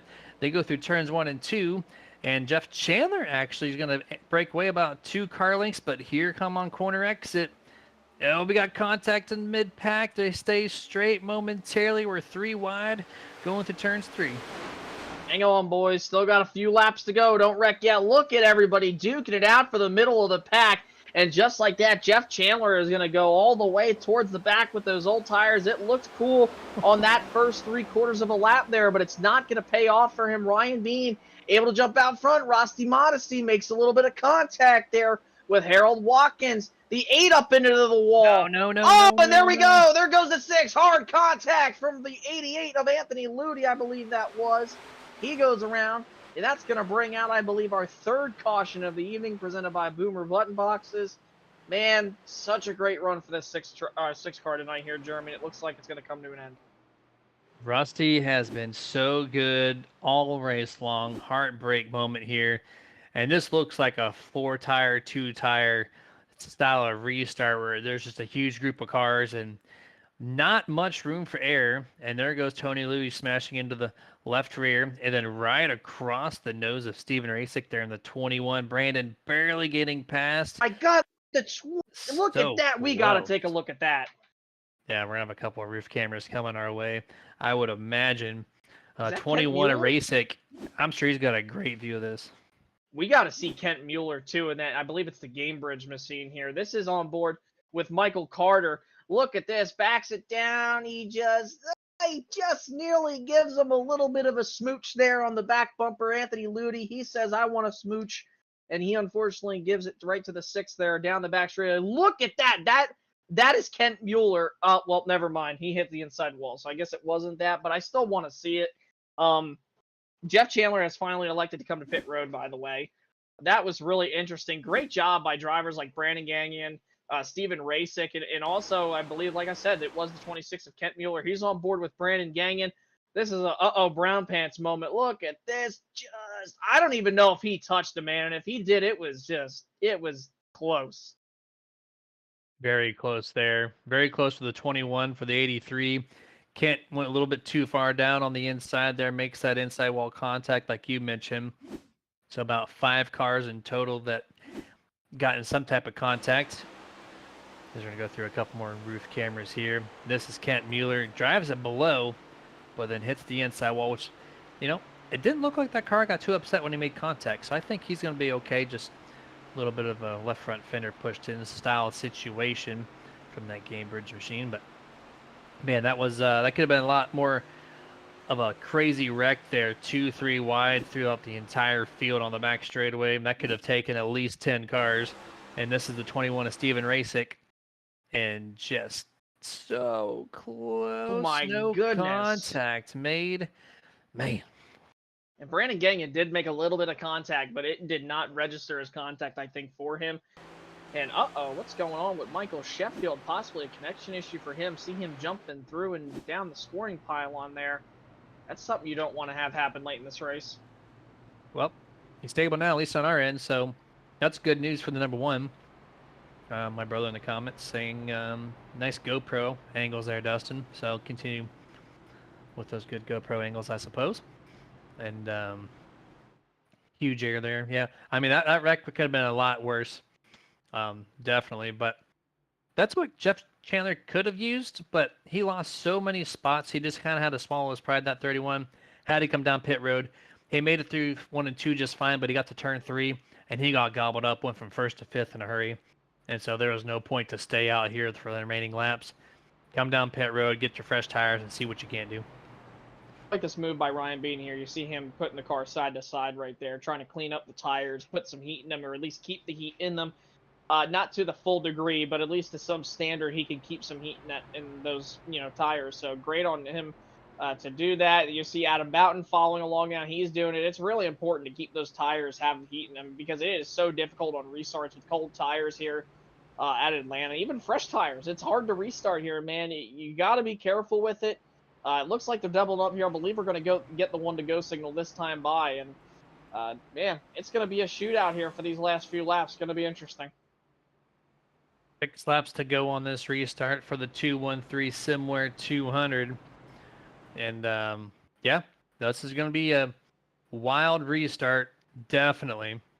And so I want to shout out one of the partners here over at RSR. It's going to be NJB Designs. Is your one-stop shop for all your iRacing design needs. One-of-a-kind way to showcase your sponsors. And the schemes out here that are rocking their work that they do are quite amazing. So if you want your car to look top-notch, head yourself over to NJB Designs. They're on the Instagram side, and they'll definitely hook you up today. And Jason, here we go to 3 and 4, potentially for the final restart this evening. Ryan Bean, P1, Adam Boughton somehow is going to keep P2. Great job to hold on to that. But then the nitrous-filled car Pop-Tart machine that Brian wants to have take over for P1, that'd be Nolan Potter. That'd be something to see passing Ryan Bean, who she has not done all race long. We're going to find out. 6 laps. Green flag is out. This race is underway. Great restart there for Ryan Bean. In the number 28 machine, obviously, gets out ahead of Nolan Potter, back to turns 1 and 2. Now, Richie Coy, he had the door open for him on the bottom side. He's trying his best to obviously get through there. Nate Campbell, nowhere to be seen. There he is in 7th, lost a lot of positions on those pit stops, and now trying to make it back to the front. It looks like he's going to run out of time unless something happens up here with these front runners. Everybody, though, 2 and almost 3 wide. Coming off turn 4, Richie Coy makes contact with Sheffield. 5 laps to go. Nolan Potter holds 2nd place here, only 2 car lengths back from his teammate. Likes to run the middle of the track in 1 and 2, almost 3 wide here through 1 and 2 mid-pack. James Catron's going to back it up a little bit. Oh, the 15 of John Vlasky really gets loose. Potential wreck that almost happened over there. Oh, no. More 3 wide action here. Stretton through the middle. Going to go back to 2 wide. Richie's trying to get himself out of this little predicament here. Lost a couple spots on this transaction on this lap. 4 laps to go. Fastest lap of the race by Ryan Bean last time around, 30.383, and there was a lot of shuffling going on back behind the race leaders. You saw right there, Richie Coy is going to go shooting to the inside. What a heck of a save for the 19. He'll travel up the racetrack, but ultimately he is going to fall out of the top 10 and cost him valuable points and positions. Side by side, though, going on for a second. This is everything that Ryan Bean wants to see. Nolan Potter trying to defend Adam Boughton, trying to run down his teammate, but they're probably going to run out of time. Richie looked like he just got loose all by him. Lonesome, excellent save to not hit the inside wall here. As we have 2.5 laps to go, Ryan with a really comfortable 0.7 second lead.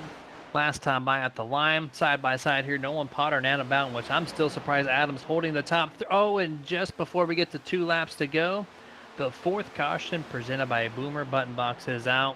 And Jason, this field has been asking for this caution. So many potential wrecks that have happened. And finally, looks like it's going to take Mark Thibodeau on the 27 here as we go through turns 1 and 2 on the Nerd TV replay. Gets loose and saves it here, it looks like. But then a little bit of an overcorrection. And he's going to take a wild ride to the inside wall with Kent Mueller.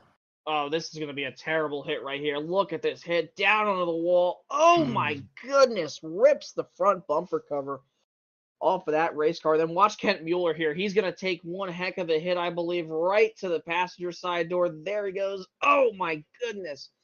There is no safer barrier right there, and that front end is absolutely killed. That is more than likely going to end those two nights there. So really interesting hard hits for both of those drivers. One driver elects to come into the pits right here, Jeremy. I don't know about this call. I don't think it's going to really play a factor. But Kevin Zabodil has elected to come to pit road there from about the 12th, maybe 13th or so position to come in and get tires.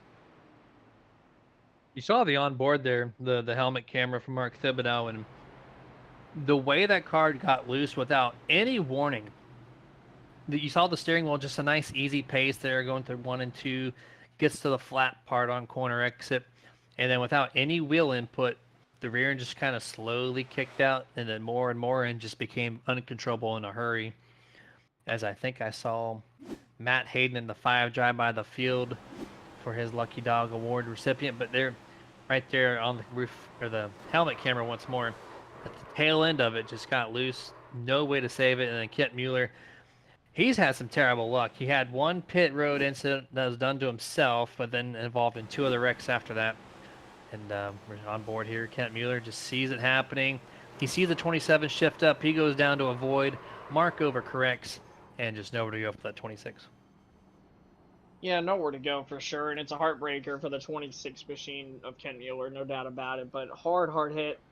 Thankfully, these are the virtual cars, and not obvious, real life. But look at that, steering wheel's not even moving. It's completely broken. I mean, the front end is absolutely destroyed. You saw both wheels just turn in opposite directions in the front. You just can't do anything, man, with that car. So his night's definitely over. I'm interested to see here if Ryan Bean can get the restart that he did, and if Adam Boughton or Michael Sheffield can try to get around Nolan Potter to go for a run for the lead. I'm just going to say it, Jeremy. I personally believe Ryan Bean has the car. He has the talent. I think Ryan Bean is going to come home the winner tonight. Yeah, I mean, if I was playing the odds there, I would say I'd put Ryan Bean at a minus 400 or so. Nolan's got potential, and now he's going to be restarting on the outside.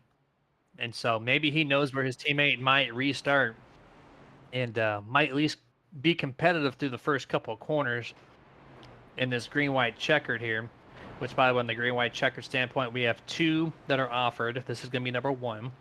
And if we get a caution once more before the white flag, it'll be the final one. 2 efforts here for that. And then Dustin in my ear saying, don't count out Adam Boughton, which he's one of the guys that stayed out, but his tires are way better condition than what I expected. Remaining still in this top 3, he could still pass Nolan Potter for second place. I don't know about the 28, but at least second place might be up for grabs if he can get a great restart here. Yeah, he's going to have to get a great restart here. I mean, all these guys do. I mean, when you look at it, I think really honestly, Jeremy, the only ones who have shots at this 28 are the 90 or the 34, the 10, and the 1. The 1 is really good on the long run. We've already seen that, but this is a short one, so he's going to have to make it work, and he's going to have to make it work quick. Adam Boughton has speed for the 34, but he just can't get around him, and Ryan Bean is just so much faster here from the last restart compared to Potter, Boughton, and Sheffield. I just think that he's going to drive away here, but I've been wrong before. I hope I'm wrong. And, yeah, we're going to have to see right here coming up, first overtime of the night.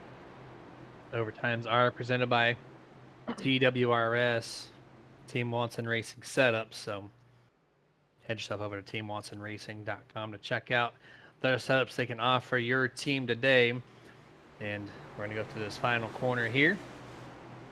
And they're going to let loose at least one more time. If not, we'll do it one more time after this. Pace truck, late exit onto pit road. And here we go. Green flag is out. This race underway. Nolan does not get the start at all that he was wanting. He's instantly going to fall back 3 to 4 car lengths here before getting to turn number 1. Adam Boughton has the nose advantage under Nolan Potter here through 1 and 2. They're still going to remain side by side here.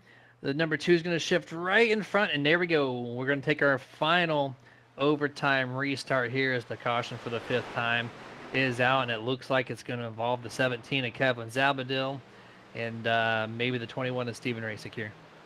Unfortunate for Zabadil, considering the fact he just pitted for 4 fresh tires to try to see if he could make any leeway or any headway up towards the front, but unfortunately doesn't. See him, he was already sideways. Comes right down that 21 machine of Rasick, and ultimately they just collide together. But it looks like, oh, right here. So here we go. Great VHS rewind from our producer, Dustin. You see heading into the corner. I think Rasick's going to get a little loose, or he might hit this apron. He's already getting a little sideways. And then right here, he kind of just, all of a sudden, it's like he just heads up the track. It's like he just stops turning. But then once he makes contact with the 17 there, Jeremy, it's like he just tries to hang on to it, but can't get straightened out. But the 17 can't. Ultimately, they go up into the wall, collects a few different drivers. I believe that's Matt Hayden in the number 5, if I'm correct. There's a few others as well. About 4 or 5 cars involved in that one. Yeah, that was the number 5, Matt Hayden, that got involved in that. And also the 77, Aaron Spear, who had no nose clip on that machine, had a pretty decent hit there to the front side of his car.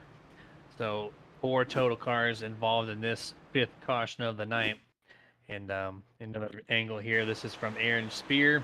Sees the wreck, goes to the top, which is the correct call. They just wash up the track faster than he can get around them, and gets involved in yet another wreck here. A little bit of a, salt to the wound there for the 77. Already hurt and slow and off pace, but comes to the final restart. Finds one more wreck before this thing's all said and done. Yeah, just needed to go a little higher there, and I think he would have been all right. Might have brushed the wall again, but, I mean, if he was a little bit higher, he would have had the better arc, obviously, but he tried to go to the top so late and ultimately just drove himself right up into the wall. Not that bad, but it definitely sucks for him, no doubt about that. But, hey, we got a change in pace for second up here for this restart. Boughton is now in front of Potter, so I just don't think, Jeremy, from what we've seen the previous 2 restarts, it's just like how it used to be here at the Real Atlanta. You remember back in the day, you see restarts no matter when it was. It could be on a new tire cycle. It could be on a 40-lap tire cycle run. You would see a start or restart, and the outside lane just wouldn't go. There was something about it. It just would not go, and the inside lane was always so fast. But these previous 2 restarts, Ryan Means just shot out of a cannon. And then second and third are pretty even going down into turn 1. So I'm interested to see if that might happen here coming up on this restart. And Ryan knows this. He's been on the inside of every single restart as your race leader. So choosing correctly, and even the fast guys, like they just, when you get to turn 1, you just can't carry enough speed typically to hold the momentum. You can maybe be side by side with the guy that you start on top of, but outside of that, you're not going to make the pass unless you drive it deep into turn 3 and make something stick. But yeah, that inside lane is the correct choice by far. That has not changed from the past to present, even on the virtual side. So expect this 28 to once more be on the bottom. Adam Boughton's going to move to the top. Nolan Potter, he got a great taste of how the 28, his teammate, restarts on these restarts. So my question to the 34 is, can he figure out when to time it correctly this time to pass Adam and get himself back into P2? Yeah, again, though, Jeremy, I just think that this 28 machine is just way too strong compared to the rest of these guys, especially second and third here. I mean, it's going to take a lot for them to get around this 28 machine here, but, I mean, you never know. So we're just going to have to find out here. Michael Sheffield dropped back to 5th that last time under the caution. Zach Schrenthal moved up to 2nd. Nate Campbell, man, you got to feel for the guy. Lost a lot of spots on pit road there. Probably a miss by himself or the crew, one or the other. And, man, was running 1st or 2nd coming in. Now he's going to be restarting 6th. Started around just shy outs, right on the brink of the top 10. And then, obviously, now he's gotten up to 6th. But it's going to be looking like it's going to be a win for the 45 tonight. Appreciate the 16 viewers right now between Facebook and YouTube. I see Michelle a little bit late to your comment there on the drive home. She's listening, though, on the broadcast side on Facebook, so appreciate you tuning in. Even though you're not physically watching, you at least get to, I guess, have mine and Jason's voice in your ear on the way home, which I don't know if that's a good thing or bad thing, but we'll take it nonetheless. And this is the final restart. This is it. If you wreck, you're going to get the yellow flag, and whoever's leading is winning. Or you're going to go 2 more laps and make it to the checkered flags naturally. Pace car's coming down now. Pace truck, rather. Into the Geico restart zone, and green flag is out. Great time there from the 28. The 10 did not go. Nathan Campbell is going to move to the top here. Going to go 3 wide on the front straightaway for second, third, and fourth. The 10 is going to give that up. Quickly moves to the bottom. Nate Campbell is going to try to get to this third place. Nolan Potter's got a great shot to try to run down Ryan Bean. I just don't know if it's going to be enough, Jeremy. He's trying to block his teammate of Nathan Campbell, but they're going to the top side now. Nate's trying his hardest to get back up, and there we go. Race is over. Caution's out. Looks like it's going to be won here by Ryan Bean. Crash out in the back, and that was our final attempt at overtime. And you see the Elevated Esports 1 to go. And here it is, down the back straightaway, bringing out the final caution. Involves Kevin Zabaldon and a few others. There's a domino effect there. You see the bumper tag, the 23 in the middle of this. And with the shot from the 17, sends him right into the right side door area of the 83 Brandon Gagnon. It's going to kick his car to the right. You're going to sandwich the 17 to the outside wall. And so those 3 cars are going to be involved in the final caution here this evening. Harold Watkins in the 23 had a pretty decent first half of this race, just not having a great second half. And back of the pack, finds himself in that wreck. And there it is. There's your race winner. As we're going to cross the line this time by, there's the checker flag from Barney the flagman. And Ryan, for the 3rd time in 2024, will pick up a checker flag in Stealth Motorsports. 6 for 6 in the victory column. Yeah, and that's got to feel pretty good for him, Jeremy, considering the fact that 2 weeks ago Kentucky he was really strong, burnt up the tires late in the going, finished P3. Great rebound for him. You got to feel for Nathan Campbell, man, because if it wasn't for obviously losing spots on pit road there, he probably would have battled really hard with his teammate. But hey, Stealth locks out 1, 2, 3. And look at Ryan Bean trying to do a little bit of a drift going into turn number 3. It's not going to work just yet. But you could tell that Ryan Bean's definitely thrilled to see it. And it's funny because he said that he needs to learn how to save the tires better. It didn't come down to tire saving, but when it counted during the green flag runs, man, he did everything just right to not fall back, kept the tires on it. Now he finds himself in victory lane. He was getting loose, and then the very next set of corners, he would pass his teammate and then give it up and then pass him again. So tire saving was not on the mind of that 28. And thankfully, he did not hit the wall. I don't have to call him out there. But there we go. We're going to go over the unofficial results here for tonight's 2-1-3 Simware 200. Ryan Bean is your winner tonight. Nolan Potter second. Nathan Campbell third. That is your podium top 3. 4th through 10th, Adam Boughton in the 10. Michael Sheffield top 5. Andrew Little in 6th. James Catrone 7th. Justin Hendry in 8th. Bob Fitzpatrick in 9th. And tonight's 10th place finisher, number 19, Richie Coy. Top 20 of John Velasquez in the 15, Cabin Ruff. You have Rusty Modesty. Heartbreaker for him here tonight, despite obviously being up at the front all night long. Jeff Chandler there comes home 15th. Anthony Young 16th. Steve Potter 17th. Rob Fitzpatrick Sr. finishes 18th. Matt Hayden, Brandon Gagnon get involved in some late race wrecks. They're going to round out your top 20. 21st on back, Stephen Rasick in the 21. 22nd, Aaron Spear. 23rd, Harold Watkins. 24th, Kevin Zabadil, and that is your final car on the lead lap tonight. 25th on back, 2 laps down or more. That's going to be 13 of Jerry Culver. Number 2 is Zach Strenthal. 27, Mark Thibodeau. 26, Kent Mueller. The 8 car, Michael Carter. James Fitzmaurice in the 33, and Zach Wilson in the 31 with a really early exit to tonight's race. 31st place. We're going to kick it over to our full screen commercial break, gather up tonight's top 3, which are all from the same team, and we'll be right back.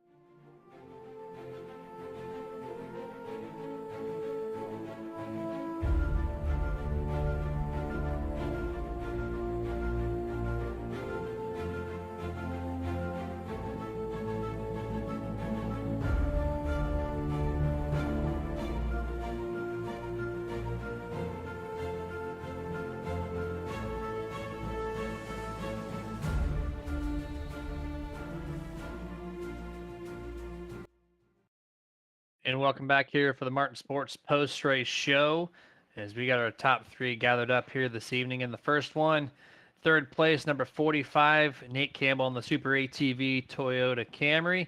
Nathan Campbell, congrats on the P3 finish. Yeah, thanks. And you started ninth place. You quickly moved your way up into the podium positions, and then you kind of fluctuated a little bit there. And then the very late going, you found yourself back in front of Adam Boughton on that final restart to claim third place. So just kind of walk us through your night and how'd you make P3?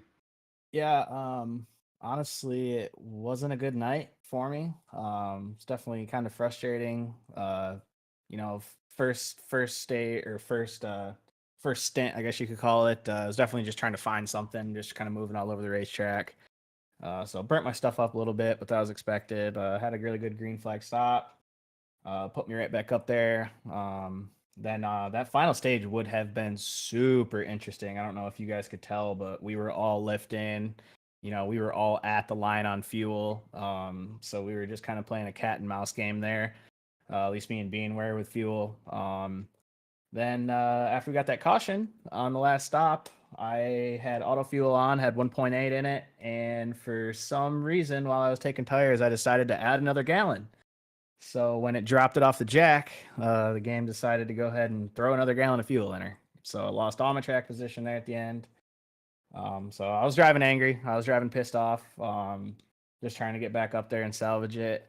I wouldn't even have been here, but our teammate Zach there had a really tough break. His internet went out on the final green white checker, so super disappointed for him. Just kind of super disappointed in the whole thing. I hated the way that ended. I hate that the same people wreck every week.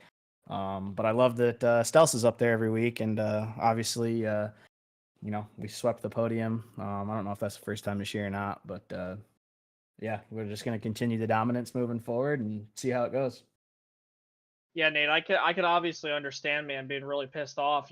We've all, I think at some point in one way or another, we've all had certain similar situations happen like that coming to the pits where we took something that we didn't mean to take, or somehow the sim registers that we're taking it even though we said not to. It happens, man, unfortunately. But you looked really strong there from my time when I jumped into the broadcast halfway through, man. You looked really good with saving those tires. I can't congratulate you enough on doing a really good job saving them, though, man. But I mean, do you think you and Ryan would have duked it out if you wouldn't have had the issue on pit road there, or do you think he Yes. was just too fast? No, we would have been right there with each other. We were literally playing cat and mouse all night long. We'll probably both tell you we had a better car. I felt like I had it figured out in 3 and 4 there on that long run. Again, but we don't really know what we have because we were basically saving the entire race. So definitely kind of a unique situation there. I mean, at least in the second half of the race. But man, I wish that would have went green. That would have been insane. I mean, me and Bean both could have ran out in the final corner and we would have had a new winner. I mean, anything could have happened there. So definitely a shame that we had to end like the way we did. Yeah, I mentioned here before that restart with on lap 92, I was like the furthest someone ran on a field run was 45 laps and there was 44 to go. I Yep. knew it was going to be really close, at least for the people that could save it. But you had an excellent long running car. Like if it was past 30 laps, you had that thing hooked up like nobody else on the track. So just a solid performance there. Shame you had a little miscue on pit road with the pit Yep. crew and giving you an extra gallon. But outside of that, like you drove back to P3, which is an excellent job. Swept with the team 1, 2, 3 tonight. Floor is yours though. Final thoughts before we let you go. Yeah, kind of a typical Toyota pit stop, right? Their typical issues was that kind of mixed bag there each week, whether it's Bubba or Truex, but that's what I felt like. That's what we'll call it anyway, even though it was my own mess up. But no, just thanks to everyone watching like usual. Thanks to you guys. Hopefully we put on a decent show for you guys tonight. And as usual, hit me up if you need any Super ATV parts. Appreciate you, man. Yep, that's Nathan Campbell in the 45. Have a good rest of your night. We'll see you next week. Yeah, we'll definitely talk to you next week, guys. Sounds good, man. Expect you there. And he's claiming podium there, Jason, next week. Confidence. See if the I like it. 45 calling a shots. Let's see if he can hold up to that. But someone we don't get to talk to every week is going to be this number 34, Nolan Potter, P2 tonight in the Pop Tarts Toyota Camry. Nolan, congrats on P2, man. Thanks. I feel like I finally got a good run in tonight. I've been struggling a little bit this year, so felt like I've been overdriving myself a little bit this year, and tonight just really settled in and just took what was given to me. So. Yeah, I was gonna ask you how did you prepare differently coming into the night? Much faster than what we've seen you so far this year. Was it just the track car combination with the rough abrasive old Atlanta? Did you learn some tactics to kind of help yourself in the long run compared to braces previous? Like, what was the game changer for you tonight? Tonight, I feel like I really liked this track better than New Atlanta. I like the feel of it. Here in Vegas, I feel like are a lot similar. So both I really enjoy. So nothing too different. Just try to keep it clean and keep it towards the front. So I um, pitted a couple laps before my teammates in the first run there, and that got me back to them. I was a little nervous there if we went green on green. I didn't know if I was gonna make it on fuel, but yeah, overall it kind of turned out good. Feel bad for my teammate Zach. His internet crashed on him with 2 to go there, so it would have been good if we finished under green. He could have been up there with us. So. Yeah, and Nolan, man, great run. We finally get to talk to you really up here in the booth, and I expect some great things out of you here for the rest of the season. This has got to be great momentum for you. But talk us through those last couple restarts there. It looked like that outside lane just didn't want to go, similar to what we would have saw here at the old Atlanta in the real world years ago before they obviously repaved this place and reconfigured it. It just looked like on those restarts, if you were the leader on that bottom, man, you just shot out. I mean, do you feel like there was anything you could have done differently on those last 2 restarts to at least try to get to Ryan? No, I mean, it was really difficult to time the way the gears are. There's not really a first gear restart here where you could really get going really good. It would have been a quick shift, so you're in second, so it bogs down. So if you don't match them immediately with the pedal, it's bogging down and kind of just you're at it will right there. I mean, whatever happens, happens. So I tried to pinch down Adam there a couple of times, but on 2 tires he was flying. I mean, Adam's a good driver, and he was he made the inside work on those 2 tires. So he had a good run tonight. Yeah, absolutely. Quite a few guys with excellent runs through the field, including yourself, man, up 8 spots from your qualifying time. So congrats on P2 tonight. Floor is yours. Final thoughts before we let you go. Again, thank you to all my teammates. We practiced a little bit yesterday, really got stuff figured out. Shout out to you guys. You guys are great up there in the booth. So thank you for all you guys do. Appreciate the feedback, man. That's Nolan Potter in the 34. We'll see you next week. All right, thank you guys. Yes, sir. All right, now it's time for the third time winner in the 2024 A season, the number 28 of Ryan Bean in the Mobile One Toyota Camry. Ryan, congratulations tonight. Oh, thank you, thank you. That was one of the hardest races of my life. Some really long green flag runs. The first caution didn't come till about, I think, lap 70-ish, somewhere in that ballpark. So we had some back-to-back green flag pit stops, a little bit of everything in between. You and Nathan Campbell at one point were just passing each other left and right, having a really fun time. I thought maybe Sheffield at that point was going to take advantage of you guys just because you're racing each other really hard. But all in all, you brought it home. How'd you get the job done? Well, beginning of the race, there's a whole ton of fuel saving just because the field number was 44, but you could save to about 46, 47. So if you saw me backing up, that's what that was. If you saw Nate backing up, that's what that was. We were just trying to get in front of each other, and it ended up becoming a really fun race. If that goes green, though, I couldn't tell you who wins because I think I might have run out of fuel, and he might have as well. So it sucks we didn't get the green flag run to the end, but luckily I had some pretty good one-lap pace that I figured out like 5 minutes ago in practice, and I was able to run away. Fortunate. I hate it for Zach though. His internet went out with like 2 to go right before that last restart, and it's just that's heartbreaking to lose a podium like that. He worked really hard this week, but yeah, it's still a good result for the team. A 1-2-3, you can never be mad at that. Yeah, and Ryan, man, you guys have now obviously locked up the first 6 dang races of the year, Mhm. man. That's a pretty damn good showing from you guys over at South, whether it be you or Nate. I know the teammates are right there on the brink of their wins as well. And you guys head to Texas next week. I know that it can kind of be an iffy race. You could see some side-by-side racing. We could see a good finish, but also it could get really strung out. So take us through, what do you think how next week's going to go for you guys? I hope whatever our race is, I just hope it's better than a real life one. This track is one of the few I hate in real life, just because it's just boring.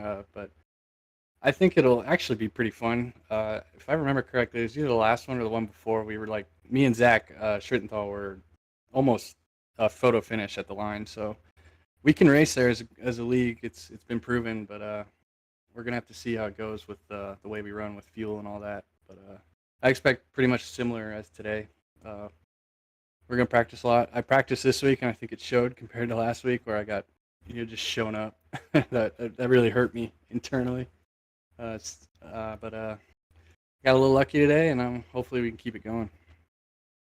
Yeah, absolutely. Just swept the podium spots there from South Motorsports, and you tied your teammate. You both have 3 wins each, so maybe we'll get a third different winner in 7 races next week at Texas. But yeah, final thoughts before we let you go tonight. Yeah, I just got to thank the boys at Stealth. Put in a lot of practice yesterday, paid off, and again, feel so bad for Schritt. He should have been in the podium, I believe, but internet problems happens, and got to thank the Tony and Sheffield for putting on the league, of course. You guys up in the booth, and yeah, it's time to go to Texas. That's right, man. Well, I appreciate you. Have a good rest of your night, and Yep, you guys we'll be too. talking to you next week. Yep, see ya. All right, man. And that was Ryan Bean, driver of the number 28 Mobile One Toyota Camry this time around. A couple different paint schemes for him for the first 6 races of the 2024A season. And Jason, you caught the back half of the event around lap 70, 80. You came in. So what did you think of those 40, 50 laps? You were excited to see this track car combo. Yeah, I really was, and it was really interesting to see the fact. I mean, I know I didn't get to see the whole race, but at least I got to see the really exciting part there in the back half of it.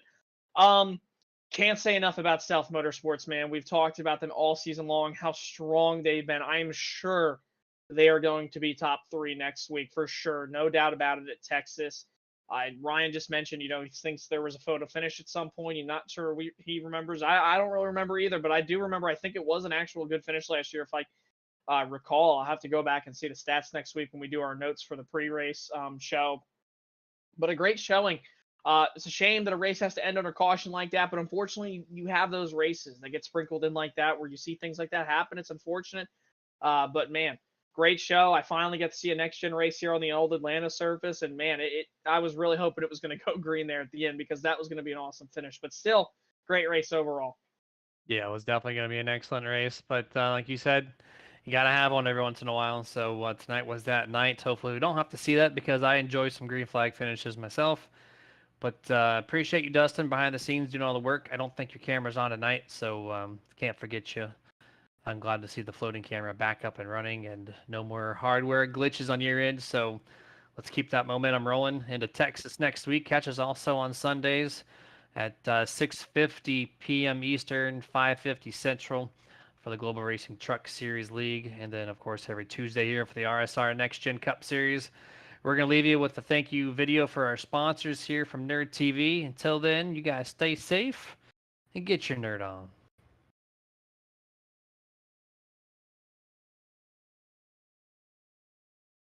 This presentation is brought to you in part by Martin Sports. Get the apparel, look stylish, be badass with apparel from Martin Sports. martinsports.gg. iRacing iFlag. Must-have flag marshaling system for any aspiring sim racer. Get yours today at iracingiflag.com.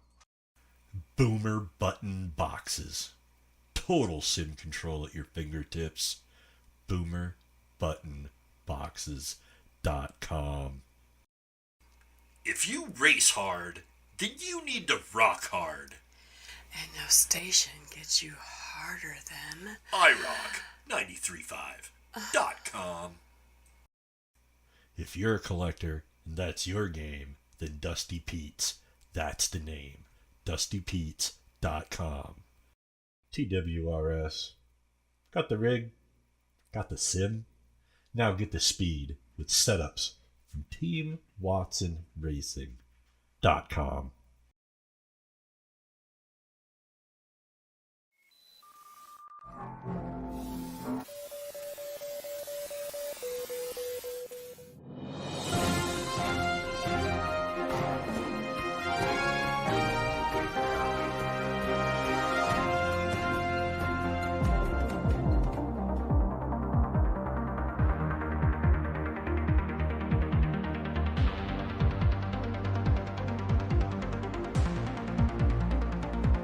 Back when nothing truly mattered.